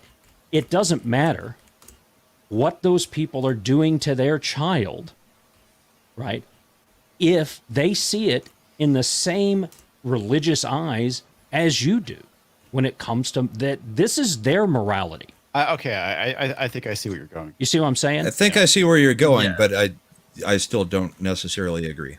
I don't think an ideology is the same thing. Just like I don't think Christian Scientologists should be letting their kids die. You know, I mean. Oh yeah. No. Wait. Whatever. Okay. I All mean, right. We can see. That's an okay. If somebody I get what you're doesn't saying want to a to degree, have yeah. somebody doesn't want to have medical treatment for them and their family because of their beliefs in this system of government that we have, they are allowed to do that. And is it tragic that they could go to a doctor and they could have that kid have some antibiotics and they'd be fine? Yes. But freedom and individualism is hard. You have to be able to accept that somebody's going to do that because it is their individual choice to do that. It is not my job to impart my morals on them. Now, for a society to work, you have to have a base set that everybody agrees to in order for things to work out to have communal things. That's where the Judeo-Christian values that this country is based on came into play to do that. But true individualism, that Scientologist has as much right to teach their kid and to not give them medical treatment as you do to do it. And these people, do I agree with it? No. Do I think that those kids are going to be screwed up? Yeah. But I also think people that are molesting children are screwing them up as well. Right. And that's wrong. We have agreed as a society that's wrong. We haven't agreed as a society yet that this is wrong because there's no laws on the books about it. Well, the Christian Science thing, I disagree because there are laws on the books about child abuse. No, about the transgender and the gender and all this stuff and things from there. Gotcha.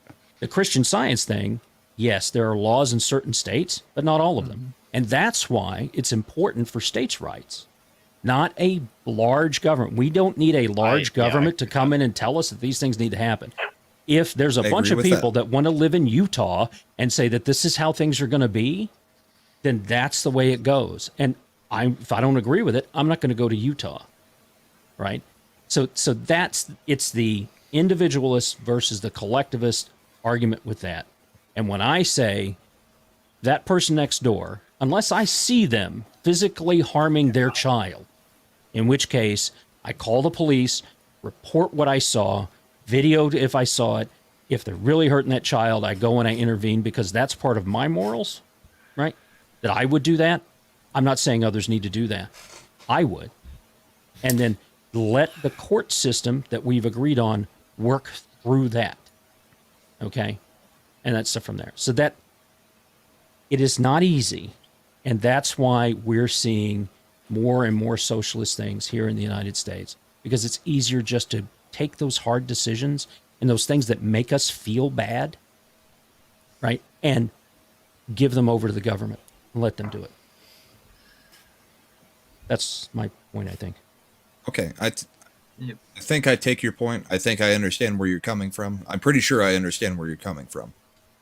And you can 100% agree with that or disagree with that. And that's fine. The only thing is I'm saying I think trying to teach your kids a faith is a lot different than having irreversible things done to your kids physically. I can see that. It's an ideology, it's a mental thing versus a physical manifestation of it. But my point is that parent feels the same way as you do. Yeah, I mean, it's just we can move very on. drastically. Well, there is one thing you have to, I think you're missing right here, is you have to acknowledge is part of the reason they feel that way is because there's the possibility, because let's be honest, most likely they're going to be wrong, but there's also that slight possibility they're right, that, hey, my kid is trans, this will benefit them, they'll be lucky. But I'm like, ultimately, out of how many parents and how many kids, how many fuck-ups do you have to have for you get that one right one? Because I remember I had this discussion before, I was talking to like some of my trans friends before, and he mentioned, he said, it's part of the reason the trans suicide rate is so high. He says, there's a lot of people who get transitioned who never should have been, who are because they were gay, or they're very effeminate, they're very masculine, like a tomboy, a femboy. And once you hit a certain point, because it's irreversible. So once you're past that, it's like, as you sort of say, it's that point where you've mutilated yourself. You're now completely unhappy because there's no way to go back, no way to go forward. So for a lot of these people, they just can't live with it. Well, that's like one of the biggest things too, is that a lot of those stories are being censored because they don't want to talk about detransitioning. Anyway, let's move on. It's fine. Yeah. There was an article. I think Brahma understood the point that Tox was making, and vice versa. Oh yeah, I think that we do.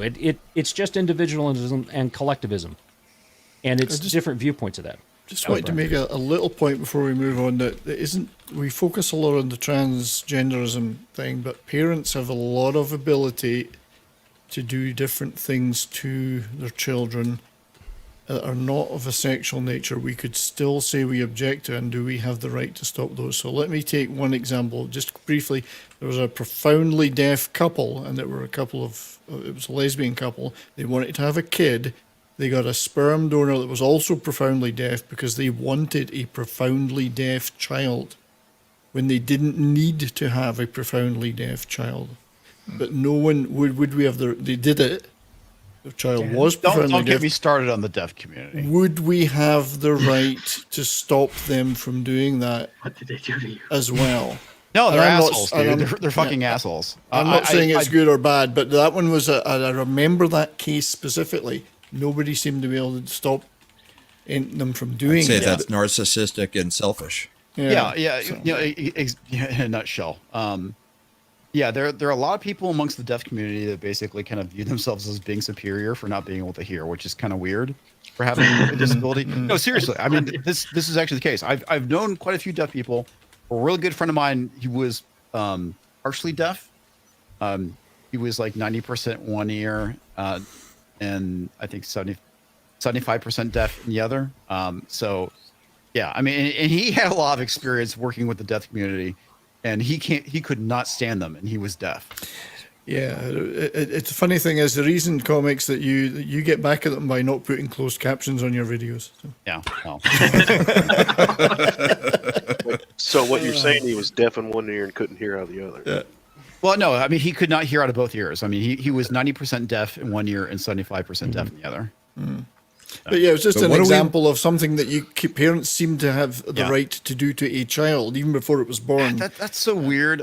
I don't know, man. I personally I view that as awful. And the other thing too is like the whole thing with the deaf community. If you're deaf and you want to get a cochlear implant, they are really against that. It's like it's really weird. You're betraying them. Yeah, they do. They view it as a betrayal.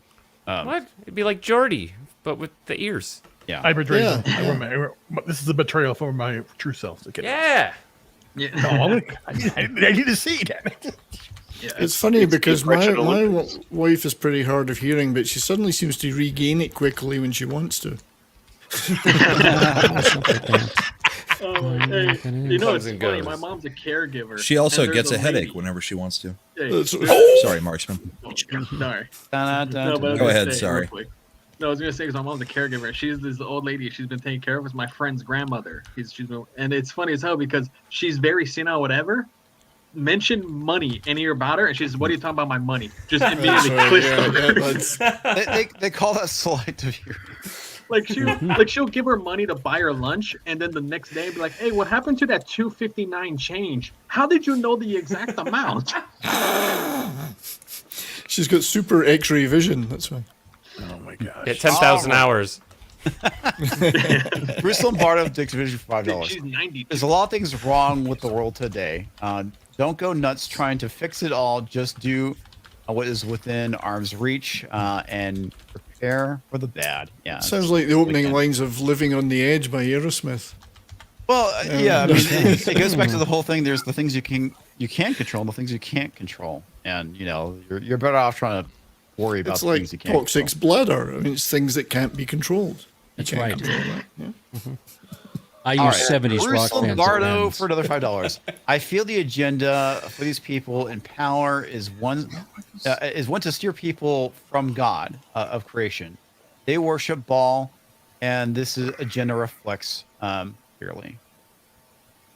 Well, I'll So disagree they're that the they ball camp. worship. Yeah. Yeah, no, I was gonna say.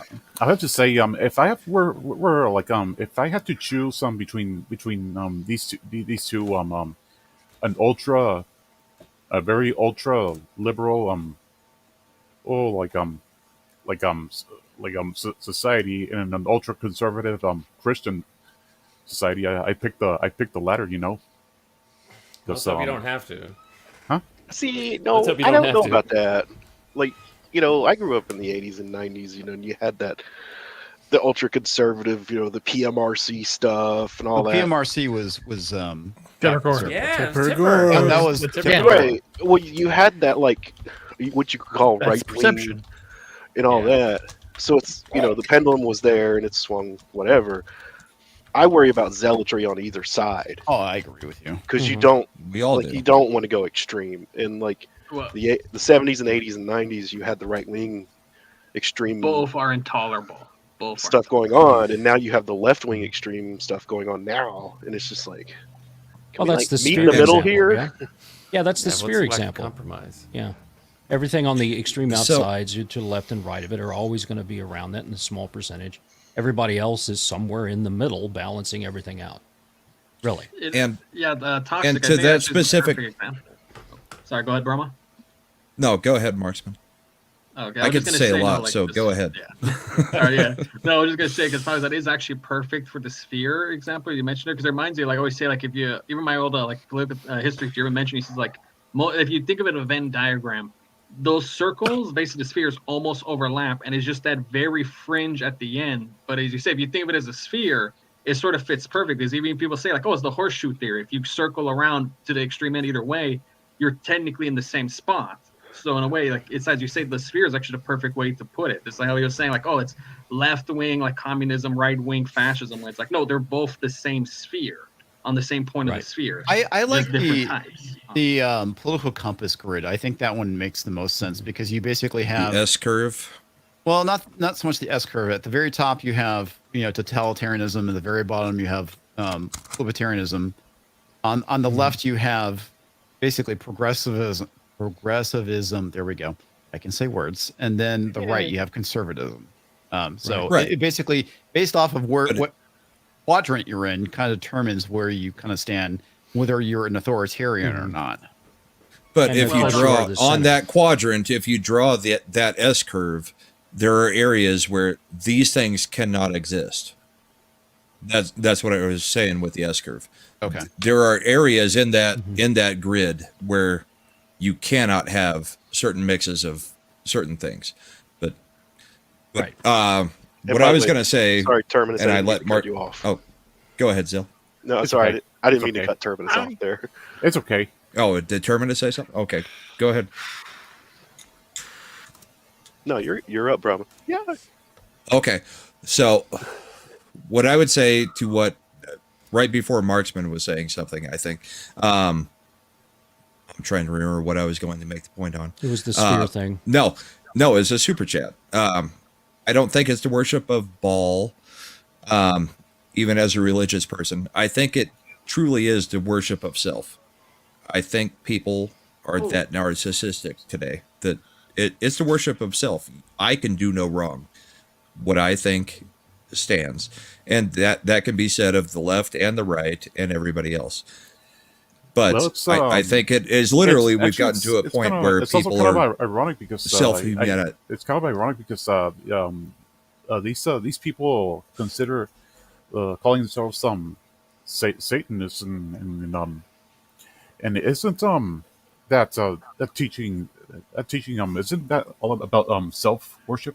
Yeah, I was gonna Yes. say that the whole thing with Satanism that- is the worship of self. You are a god unto yourself. I would say that's specifically Anton LaVey Satanism. Correct. Has anybody read that? The Church of Satan book? No, I haven't. Well, there's Not a difference enough to between, want to get through it. between actual, like what you could call Satanism, and then the Church of Satan. They're completely different things. Right. Which is what I was talking about the whole thing with LaVey Satanism. That's basically the Church of Satan. Right. It's a completely different thing from like traditional, what you could call devil worship. You know, the whole Church of Satan thing is just it's bullshit. Well, yeah, they're basically atheists. Yeah. In a nutshell. Well, there was a tweet the other day. I can't remember what it was from, but it was like talking about how there's Jews in the Church of Satan or some crap, and it was like, what? Well, there's Jews for Jesus. Well, Jews are as much a nationality as they are a religion. I mean, They're there's a lots of race. Jews that are, they're a race of people. Ethnicity, not necessarily. Ethnicity. There is a Okay. nationality. Ethnicity. Yes. Yeah. That's what I was going for. But There's I mean, an actual yeah. term for the ethnicity. I keep forgetting what it is, but yeah, that's a lot of people conflate the two. But I thought you were talking about the tweet, whereas people saying, "Oh, here's the Satanist church unbaptizing people," and it would look like a bunch of like crazy hair-dyed SJWs and one guy in a robe with a beak mask. You see it as pink hair, and then the Church of Satan responds saying, "No, fuck these LARPers. They're not part of us." Yeah. There was a lot of LSD going on back then. A lot. Oh, damn, Now, there was. No, in the 60s and 70s, there was a shit ton of LSD. And there's some crazy-ass shit that came out of that. Yeah. You know, and they're teaching some of that in schools and in colleges. Right? I can go on about some of this stuff forever. Yes, you certainly can. I definitely can. And I talked over comics tonight. I probably got fired twice, maybe 3 times. Shit. We are prepping. I'm probably not on the Tuesday night stream anymore. Talks, are you into the sun? It just I try and look at the other side. So one of the things that I was very fortunate to have relatives who knew about the Forced March and the Trail of Tears, who were part of that, who lived through that, who lived through the Dust Bowl, and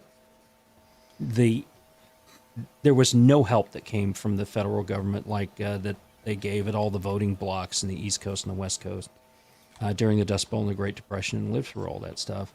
And one of the things that whole don't judge someone until you've walked a mile in their shoes, moccasins when I was growing up. But I try and do that. I don't always, because I'm an emotional person and I will fly off and emotional all the time. But I am trying to look at this from another point of view so that I can understand it and counteract it. Because yelling at them, that never worked with my kids. Yelling at them, saying, you know, when they were younger and they tried to put their hand on the stove, okay, that's different. Right? But my dad actually held my hand to the stove and turned the heat on and said, "You feel that? Yeah, that's hot. Don't touch it." So he taught me what hot meant when I was young. And the reason that the child goes for it is they don't know what that means. Yep. What does that feel like? And that's the job of the parent, is to teach. So I don't want to yell. I want to have a conversation and teach and learn from that standpoint, because that's the only way that they're going to come back from this. Do I think that this stuff is absolutely an anathema to human? Yes, I do. You shouldn't be doing that and all from there. But if I don't validate, and if I don't acknowledge some of the points that they have, they're just going to close off and things from there. And then the only thing that you have is, you know, a law to block this. And where are we going to be with that? Right? There's already some states that are doing some of those things to block this stuff from there. And that's fine. Florida. Florida's already passed a law. Done. And if it works out and it's politically good for those who wish to stay in power, they will advocate it too. And they go from there. So, can I make a point off that though? Of course you can. What what you were saying earlier about like how like the parents of trans kids and versus the parents of religious kids, and they all see the same type of thing. Sometimes you have to let the children make the mistake to learn. Mm-hmm. You know, that happened to me. You know, my kid touched a stove when it was hot and burnt herself. Oh, same here. I did the exact same thing. But she knows. Yeah. But the problem with what you guys were talking about earlier is you could teach your kids religion, whatever, and if they decide they don't like it, they can stop it. You know, they can learn their lesson. The problem with the other subject is they can't come back from that. They can't change that. Like, you know, you learn your lesson. Oh, never mind. I didn't want to do this. Well, it's too late. Mm-hmm. You're screwed. Yeah, it's a physical thing. Yeah, Well, the lesson's going to be for the next generation, unfortunately, for that case. Right. Yeah. Well, unfortunately, with a lot of people today, we're going to find out, or people are going to find out. Like, there's a lot of things that people have done to their kids over the centuries, over the millennia, that is not good for them, but they've still done it. I mean, it's like how do we know that certain plants are poisonous to us? Somebody had to eat it. Somebody ate it and died. Well, you know? we're gonna find it. We're gonna find out a lot of damage done by. Oh yeah. The Fauci ouchie. Oh yeah. Oh yeah. Oh yeah. But they found that they tried to do that same thing with the SARS stuff in the 70s, and there were tons of people ended up with Guillain-Barré, which is one of the reasons why they ask if you have Guillain-Barré before they give you a shot flu vaccine, because it will kill you if you have that, and that's CDC fact. Let's call it time. Wasn't he a defender for the Montreal Canadiens in the 1970s? He was. Yeah. You know, that was Guy Lafleur. That was always a question on when I went to donate plasma back in the day. It was like, have you ever had Guillain-Barré syndrome? Mm-hmm. I always said William Barr, but Guillain-Barré. Guillain? Isn't he married to somebody from Full House? Oh Jesus! Oh no, it's okay, that was late. That was GBS is really I have controls. What I have. Yeah, let's steer away from the landmines because we're starting to get close. Mm-hmm. Well, I'm just saying, I have. Well, my myasthenia is related to GBS in a way. For both autoimmune. Yeah, it's the same basic thing. It's a genetic thing. It's horrific. It's awful. Mm-hmm. But again, just going back to a little bit to what you were all saying, it's like, you know, I've had people tell me, just stop working and go on disability. And I said, hell no. And again, I'm on my own. I'm really independent doing this stuff. I was really blessed that I have a fucking brain, that I got a job that doesn't pay a lot. I'm still 6 figures, thank God. But I have insurance now, because I was with my own company before. And like I said, last year when I had my business, I had to stop working, and then I had to spend like $30,000 out of pocket. I lost everything, really. I'm finding my way back now, but I'm not going to give them one penny. I mean, to take control of my life. I'm going to fight back every day. One thing I find that's really one of the interesting is that there's actually a very high percentage of men that die right after they retire. Mm-hmm. Yes, I never they don't have a purpose in life anymore. Yes, that's exactly it. Never going to retire. When you retire, a lot of people retire, and it's literally that was it. They got nothing to turn to afterwards. So you notice, like even people, they were like checking in places where like, why do these people have such high life expectancy? You go in, you're seeing people like friggin' older than 70s here, just going around still chopping wood, still working field, just doing stuff. It's like just Dallas Stars fan. He's definitely going to have a brain. Keep chopping. You also, wood, Brian. Biden is that you also see a lot of athletes that have a ton of money that, you know, can live off that for the rest of their lives. They retire at 35, 40 years old, and they drug themselves into death because there's nothing driving them anymore. I mean, or they stab their lives in the driveway. My dad retired at 62 early, and he's been working on the church stuff. The church that he you have to have a drive. He gets up, he goes, he works on lawnmowers, he does other things, he goes and sees family.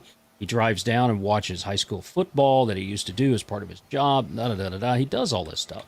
Push.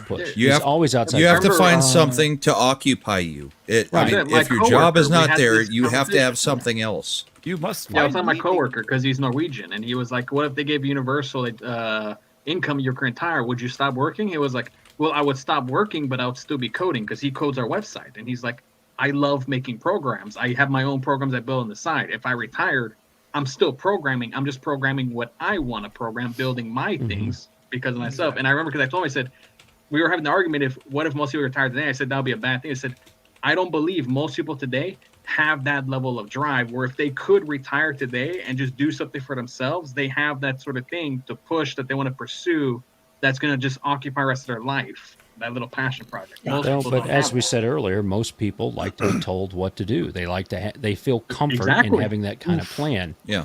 And stuff from there. And you're going to find out because the baby boomers are going to retire. And that's going to be the end of the AARP voting bracket because the Gen Z is a much smaller generation, numbers-wise, than Gen X. or Gen X is much smaller than Gen Z coming behind it. So the reason that you're seeing Social Security dying out naturally is because there's not enough people to be a large enough voting block to make those in power care. Well, I, for one, and they rob the hell out of Social Security. I'm going to enjoy soaking the taxes of those young brats. All right, guys. I mean, damn, you're a very old bitch, 70s. We've hit the 3-hour mark. We have a Rumble rant on the Rumble side, obviously. Talks man for $5 saying, "I love member streams." Fuck it. No, I don't. I hate these motherfuckers. Every last one of them. Especially that damn Canadian. Comix is saying we got an hour left. Is there more than one Canadian? We're punching out.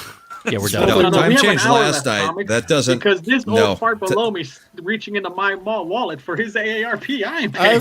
I'm independently. Fortunately, he's in Canada, so he gets to pilfer the coffers of Canadian youth. And remember, all of our bodies are at an hour ahead right now. Yeah, and the Dix Division has a long week ahead. We've got a lot of hours we're putting in this week. Hey, Comix is going to be on Shag's show Wednesday too. So Marksman, I can assure you, I've worked for 43 years permanently. I've got my own funds, so I don't need your money. It's okay. You can work another 24.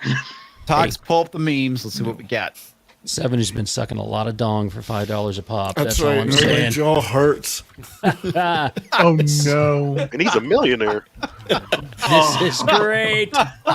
Clan's fucking awesome. Killer. Put it on the Reds. That would only be better if it was Comix next to Fetterman.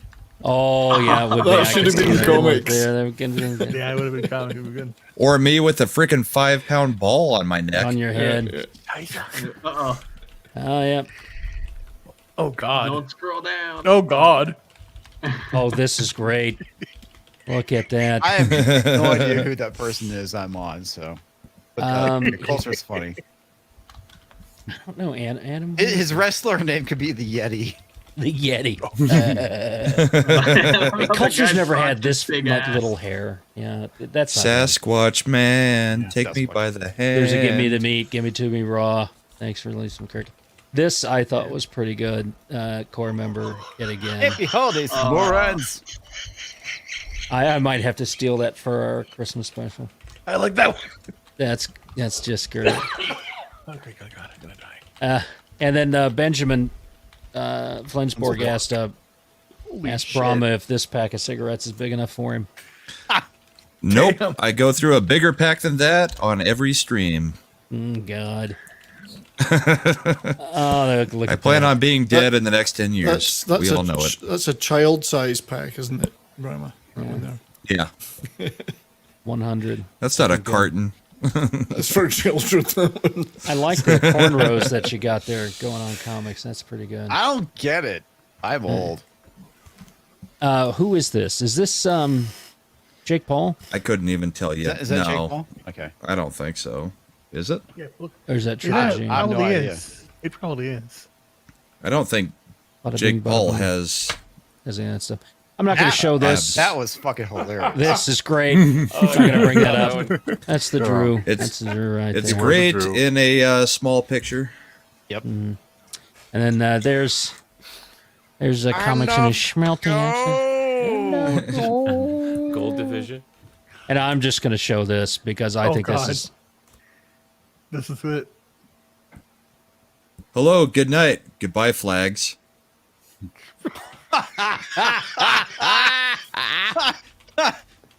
Did you see the other part of it, though? There was a Republican, campaign stop where suddenly there was a rainbow just going across the sky in the background. So the wind knocks down all the flags at Fetterman's event, and then a rainbow from God appears behind the Republican event. Now, listen, I don't wish ill on the man. He's had a the stroke. covenant. And I know people who've had strokes. I've had some direct experience with something like that myself. So it is not anything that I wish on anyone. No, absolutely no, not. absolutely not. They're straight up abusing the man. However, that's the thing I have the that's the biggest thing that's problem going with, on. the The fact exact that same thing that Jill Biden's doing to Joe. Yeah. Yep. And I've made fun of him, but yeah, the whole point And is you're not making fun of the. he should not be running for office. He should and not his be. wife Giselle should not be forcing him to run for office because Exactly. she wants power. That's why you're making fun of it, because these people are putting him up there to be ridiculed. They know that it will happen, right? And if did you see the Mean Joe Green advertisement? Oh God, that was he did? awful. It Yeah, had the Coke with Fetterman on the side, and it was awful. we got to figure out a way to do that for Tuesday night somehow. Hopefully, I have Get me enough with a time. little kid talks. No. No, that is not Wait, going to happen. what is this about Tuesday? I'll have my daughter play the Gathering? part. Cats. You look like a crash test dummy. Ryan Cannell's back. Yeah, he does. What is this about a gathering about politics on Tuesday? I am invited. Which one did I run before? So we'll run the promo, and then we'll go through everybody, and then we'll get the hell out. How does that sound? Sounds good to me. Sounds good.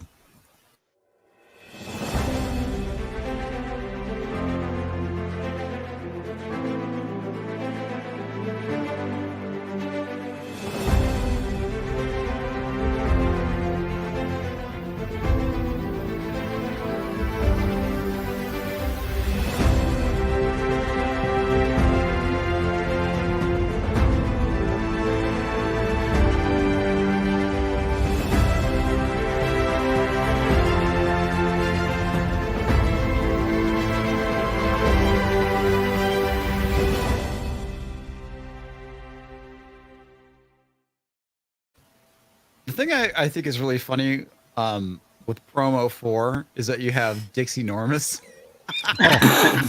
Dixie might be making an appearance on the show. Yeah, but you didn't put Biggest Dickus on there.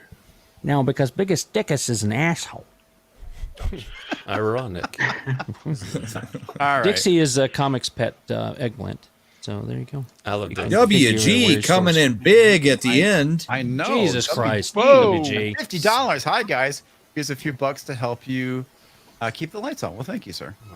Thanks, That just WG. paid for Toxic to have his job for another The 10 lights went minutes. out again. Send another one, WG. Problem, we'll start with you. Thanks for popping in last minute, WG. It's good to see you as always. Good to see you, WG. If anybody's interested in bourbon or hockey, go check out on my Rumble or That 70s Show's YouTube channel, our stream from last night. It's going to be an ongoing show on Saturday nights. We had a lot of fun, and there's a lot to talk about, and hockey is not something that I think anybody in the fellowship is covering besides us, so go do it. And we have bourbon too, so Comix, thanks for having me on tonight. I'm glad all the members get a chance to come on, have a talk. You know, it was an interesting night, but we're going to have a great week this week, people. The Monday night stream it'll be weird because we're all geared up for the Tuesday night stream, but I think it's still going to be a fun stream. Tuesday night's going to be freaking fantastic. Everybody needs to be there. And looking forward to that. Get there on the YouTube side, the Rumble side, and the Odyssey side. Give the views on everything, because this is an important night. And then we're going to go to Thursday Night Throwdown, and hopefully we will have some results by then. We'll see. But yeah, everybody have a great night. Hopefully cheers. we'll have results Tuesday night. But Tuesday night, yeah. Yeah, We hopefully, will in but some, but not all. Yeah, Alaska we're not going to have because there's Hey, two Republicans, one Democrat, and they're doing that stupid voting thing. I'm gonna have to say this to Eclay Thomason about only playing tonsil hockey. Well, yeah, you really gotta puck her up for that. Anyway, you're up next, Terminus. Yeah. Well, I'm not a YouTuber, but I have a Twitter. I have a Twitter page, and I'm at EST84. I'm at EST84 Terminus, and yeah, I just like to just I just like to I'm not a hardcore Twitter user, but I just love to use it to just keep in touch with the rest of this wonderful community and get my take on what's going on in the world with pop culture and whatnot, and just inject a bit of like a bit of funny humor and zingers every now and then when something pops up in my head, you know. And yeah, and yeah, if y'all have been kind of following me, I've been kind of following me as of late on my if y'all been kind of following me as of late, I've really been really passionate. I have really passionate I've been really passionate about my anti Fauci ouchie stance, you know. And yes, and you're better off for it. Yep. Thank you. All right, so this is the ending for Terminus. All right. That's your permanent outro right there. It's good seeing you as always, Terminus. Thank you. Yeah. I like how long that lasted. That's because Terminus can deal with a lot of shit. Indeed. That's right. Reuben. Comics, thank you very much. I really appreciate these streams. It's very important to get this content out there because, again, everybody here, I appreciate, love you guys because, again, just everything you talk about, the passion you have, the knowledge, it's really important. I have, like I said, Orlando here was great. I'm still fighting, but I have looked really well. And I talked with Gary, with Jeremy, with everybody who was there at the meetup, saw me, ran, and I actually ran up to me and hugged me. I was like sitting or walking or whatever around, and everyone came up to me and approached me from the main crew. Comics let them know that I really appreciate what they did in that because they've really acknowledged me being there, and I just really like that because again, it's you guys are doing great things. So, can you show us on the doll where Jeremy touched you? Give you a big hug. But he just said, "Don't tell anybody that." Like, let me touch your dinghy. No, he copped the feel. He do. No. I gave X-Ray Girl a big hug. Tug's a big hug. Stephanie. Who else? Oh, so Chrissy, you copped the feel. Chrissy, Layla, Brittany Ventney. Weren't you on a stream with Chrissy? Yes. That's awesome. I know. She's freaking great. She is, but I talked with Anthea Cumia. I talked with Gino Visconti before for many hours. It was interesting hearing their thing. Carrie Smith That's also a good group of people. I know Carrie Smith was there. Yeah, we're there just having good time, and it just warmed my heart. And I just want to, like I said, thank you for all this, and looking forward to Tuesday. It's gonna be a great stream. And again, go out there, vote. Again, vote. Make a difference. And that's what I'm going to do. Because after this, I am going to do a lot of stuff, get a lot of videos out there. I'm going to get my health better, and I'm going to keep moving. So thank you very much, everybody. Thanks, man. Thanks, Reuben. Marksman. Hello. Hold on real quick. Shit. Sorry. Did you guys hear that? I hope that it spilled through. Heard yeah, no, you can guys. Yeah, no, it's just some background noise. You can catch me on Twitch. I stream every now and again under Gentleman General. So everyone just chill out with me for some gaming streams. Feel free to hop in. All right, it's a great time. Always sitting here talking to you guys about all this stuff. It's a fun weekend. A good way to end out the weekend. Hey, dude, I'm yawning. Like I was like, right? You finished off like, wow, he just bored the shit out of you, huh? Because I'm fucking exhausted. Yeah, I know. I was out at the ranch today, which is the reason why I'm fucking dead. Anyway, 70s. Yeah, well, as Brahma mentioned, we had our inaugural bourbon and boarding show last night, and I think it went pretty good. We did a streaming on, as you said, YouTube, Oydsee, and on his Rumble all at the same time. So three platforms, 2 accounts, which was pretty damn good. It worked out very well. So come next Saturday, 10 p.m. Mountain Time for edition number 2 of that. Tomorrow I'm having, after a little break, I'm going back to my live. I'm going to do weekly live shows on Monday again, 3 p.m. Mountain Time, and tomorrow's the 600 subscriber celebration show. Woo! Woohoo! 626 now. Let's see. What do I got for that? I don't know. And welcome to Alberta show as well. So lots of people. Trying to ignore them. Lots of people have been invited, and hopefully lots of people will be able to pop on. Oh God, I got to be to come there. Sounds like a Dallas Stars game.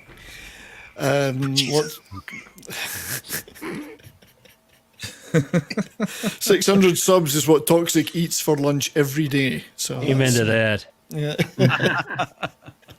So anyway, yeah, come by for that show tomorrow. That'll be a lot of laughs, I think. And thanks to everybody for supporting me and getting there to this point. And probably through the week, I'll also be on Midnight's Edge After Dark, Tuesday, Thursdays, and then I'll be in the chat on all Comix' shows, throwing shade at Toxic. So looking forward to your shows this week, guys. I'm looking forward to more content from you now that you've got yourself set up and got some more time. You're very thorough. Last night's stream, if you didn't watch it, please go and watch it. It was really good. And whether you like hockey or not, seeing 2 people talk about something that they're passionate about is really cool. We had a lot of fun. Yeah. It was a great time. Yeah, we had a good time. So thanks for that, Toxic. But, Oh, Tox, that sound clip you played as my outro, that had me really bowled over. Oh.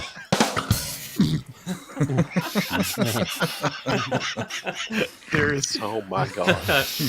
Hey, thanks for doing another one of these comics, and I know you enjoy it, but we enjoy it too. Lately, I've become the creepy guy standing in the dark corner in the back of the room, just watching silently, invisibly.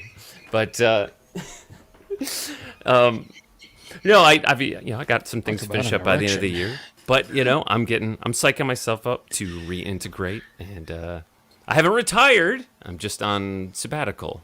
You're just batshit crazy. Yeah, but my side job is helping Mr. 70s here with his Monday shows, and I also participate with Slasher McSplitter doing a movie review, and of course I moderate for Cardinal Sin, who does his shows, and I'm. I was gonna say you can catch me in the chat, but I've been kind of invisible. But I've been watching. You guys have been killing it. I caught the stream last night with these 2 bald gentlemen, and it was great fun. So, thank you. Thanks for dropping by. Yeah, man. I sent you that message like a day or 2 ago. I wanted you to know that I'm still watching, and now you're doing it. I appreciate it, man. I really do. Thank you. Zell. Hey. Hey. Nah, I'm just a dude over here dying. But no. Aren't we all? Don't sell yourself I hope short, you get to feeling better. better. Yeah, the flu sucks. Yeah, the flu does suck. But no, I am thinking about I'm a big WoW nerd. Been playing for years. I'm thinking about starting up the Twitch thing again that I used to do a long time ago. So we'll see. That's about it. Right on, man. Thanks again for stopping by. You can run the streams of commenting how you're going to repeal the 19th next. Yeah, that's right. used to be able to play music and stuff, but you can't even do that anymore. Yeah. Yeah, it's tough. All right, Tox, what we got going on this week? We have a lot going on this week, folks. Not a damn thing. No, nothing's happening. Nothing. So we will have a Yelling at Park Cars tomorrow. We are going to do our very best to keep it to 3 hours so we can all get some sleep. Because on Tuesday we are having a election watch stream. We're going to be we got some videos and things we're putting together, some comedy bits. Hopefully I can get all those done. Carrie's going to be here, Carrie Smith. Brandon Morse going to be here. Shagger's going to be here. We got a couple of guests that might show up with us that we're confirming to make it a really big show. And so we're really excited about that. I hope the night goes the way of freedom. That's why I hope the night goes. Freedom. Get through there. Freedom. True. Marriage. Freedom is what brings us together today. Yeah. What will you do with your God, we need to do a Princess Bride watch stream where we just sit there and just peg it all night. Oh, yeah, we should. That would be great. That's a great idea. That'd be a great Dexidivision We can do that like on a Thursday. Yeah, Thursday we should do that. That's one thing I really appreciated going to the meetup. We're outside of the meetup. There was an area where we had a round table, and we're all there just sitting there having drinks, just talking, and it was just like felt like a really live stream right there. A lot of culture was there. All of them were just sitting there. Just and again, you see, it just feels very organic. It feels Vegas next year, we're gonna do a content house. That's going to happen for us. We're just going to do that. Yeah. We've learned at Vegas, and I think there's a lot of good stuff happening in Orlando that culture learns to do from there. I'll do whatever. After the election stream on Wednesday, Comix is going to be on Shagworth's show. That's 10 p.m. Central, 9 p.m. Mountain. So he's going to be on there, and doing that. So I saw Brahma do the math, making sure I was right. On that one. So you'll be on there. And then Thursday, Friday, you've got stuff all... Oh, God. I still have to watch Wakanda Forever on Thursday, too. I have Screw that. I have my ticket for 5 p.m. Just show up on FNT after they've gotten done with that shit. Yeah. Comics, you don't have to worry, though. Because you can walk underneath the arms of the white people trying to block everyone out and just go right beneath them and get in. That's true. I'm seriously contemplating just skipping the movie, reading the synopsis, and giving you my opinion based off the synopsis. No, I would. You give your ticket away and say that you couldn't watch it. Don't give away Dexidivision secrets, Comics. You know what you do. Division. Wait a minute. Remember something. Confirm this. It's like I know this is true. Chris Gore told Gary about Willow, and Gary said that I'll review it without even watching it and see if I'm correct. So it's a challenge. Why don't you do the same challenge? Do that. Review Wakanda Forever just based upon the trailers and what you see. Well, Reuben, that's the thing. Chris, because he got early access to the first 3 or 4 episodes. Yes. And Gary reviewed the first 3 or 4 episodes on the spot and got it right. Got it right, yeah. Yep. You know what you should do, Comics, is you should buy a ticket to Simple Comics and then sneak into Wakanda Forever, because the issue Simple I have Comics with that needs more support. The issue if I buy a ticket for Simple Comics, I was waiting for there we go. Oh my God!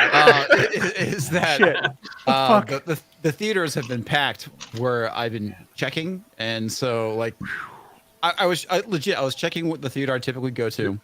Just sit between somebody's legs. They've been fucking sold out. They're almost sold out. So I was like, crap, I gotta get my ticket now. And I found a time which it wasn't as packed, and I had a row to myself, which is probably not going to be the case. But if I can find it through alternate means, I'd rather not watch it at the theater because you might disturb someone's peace. Comics. Yeah, I might disturb somebody's peace. Might get harassed.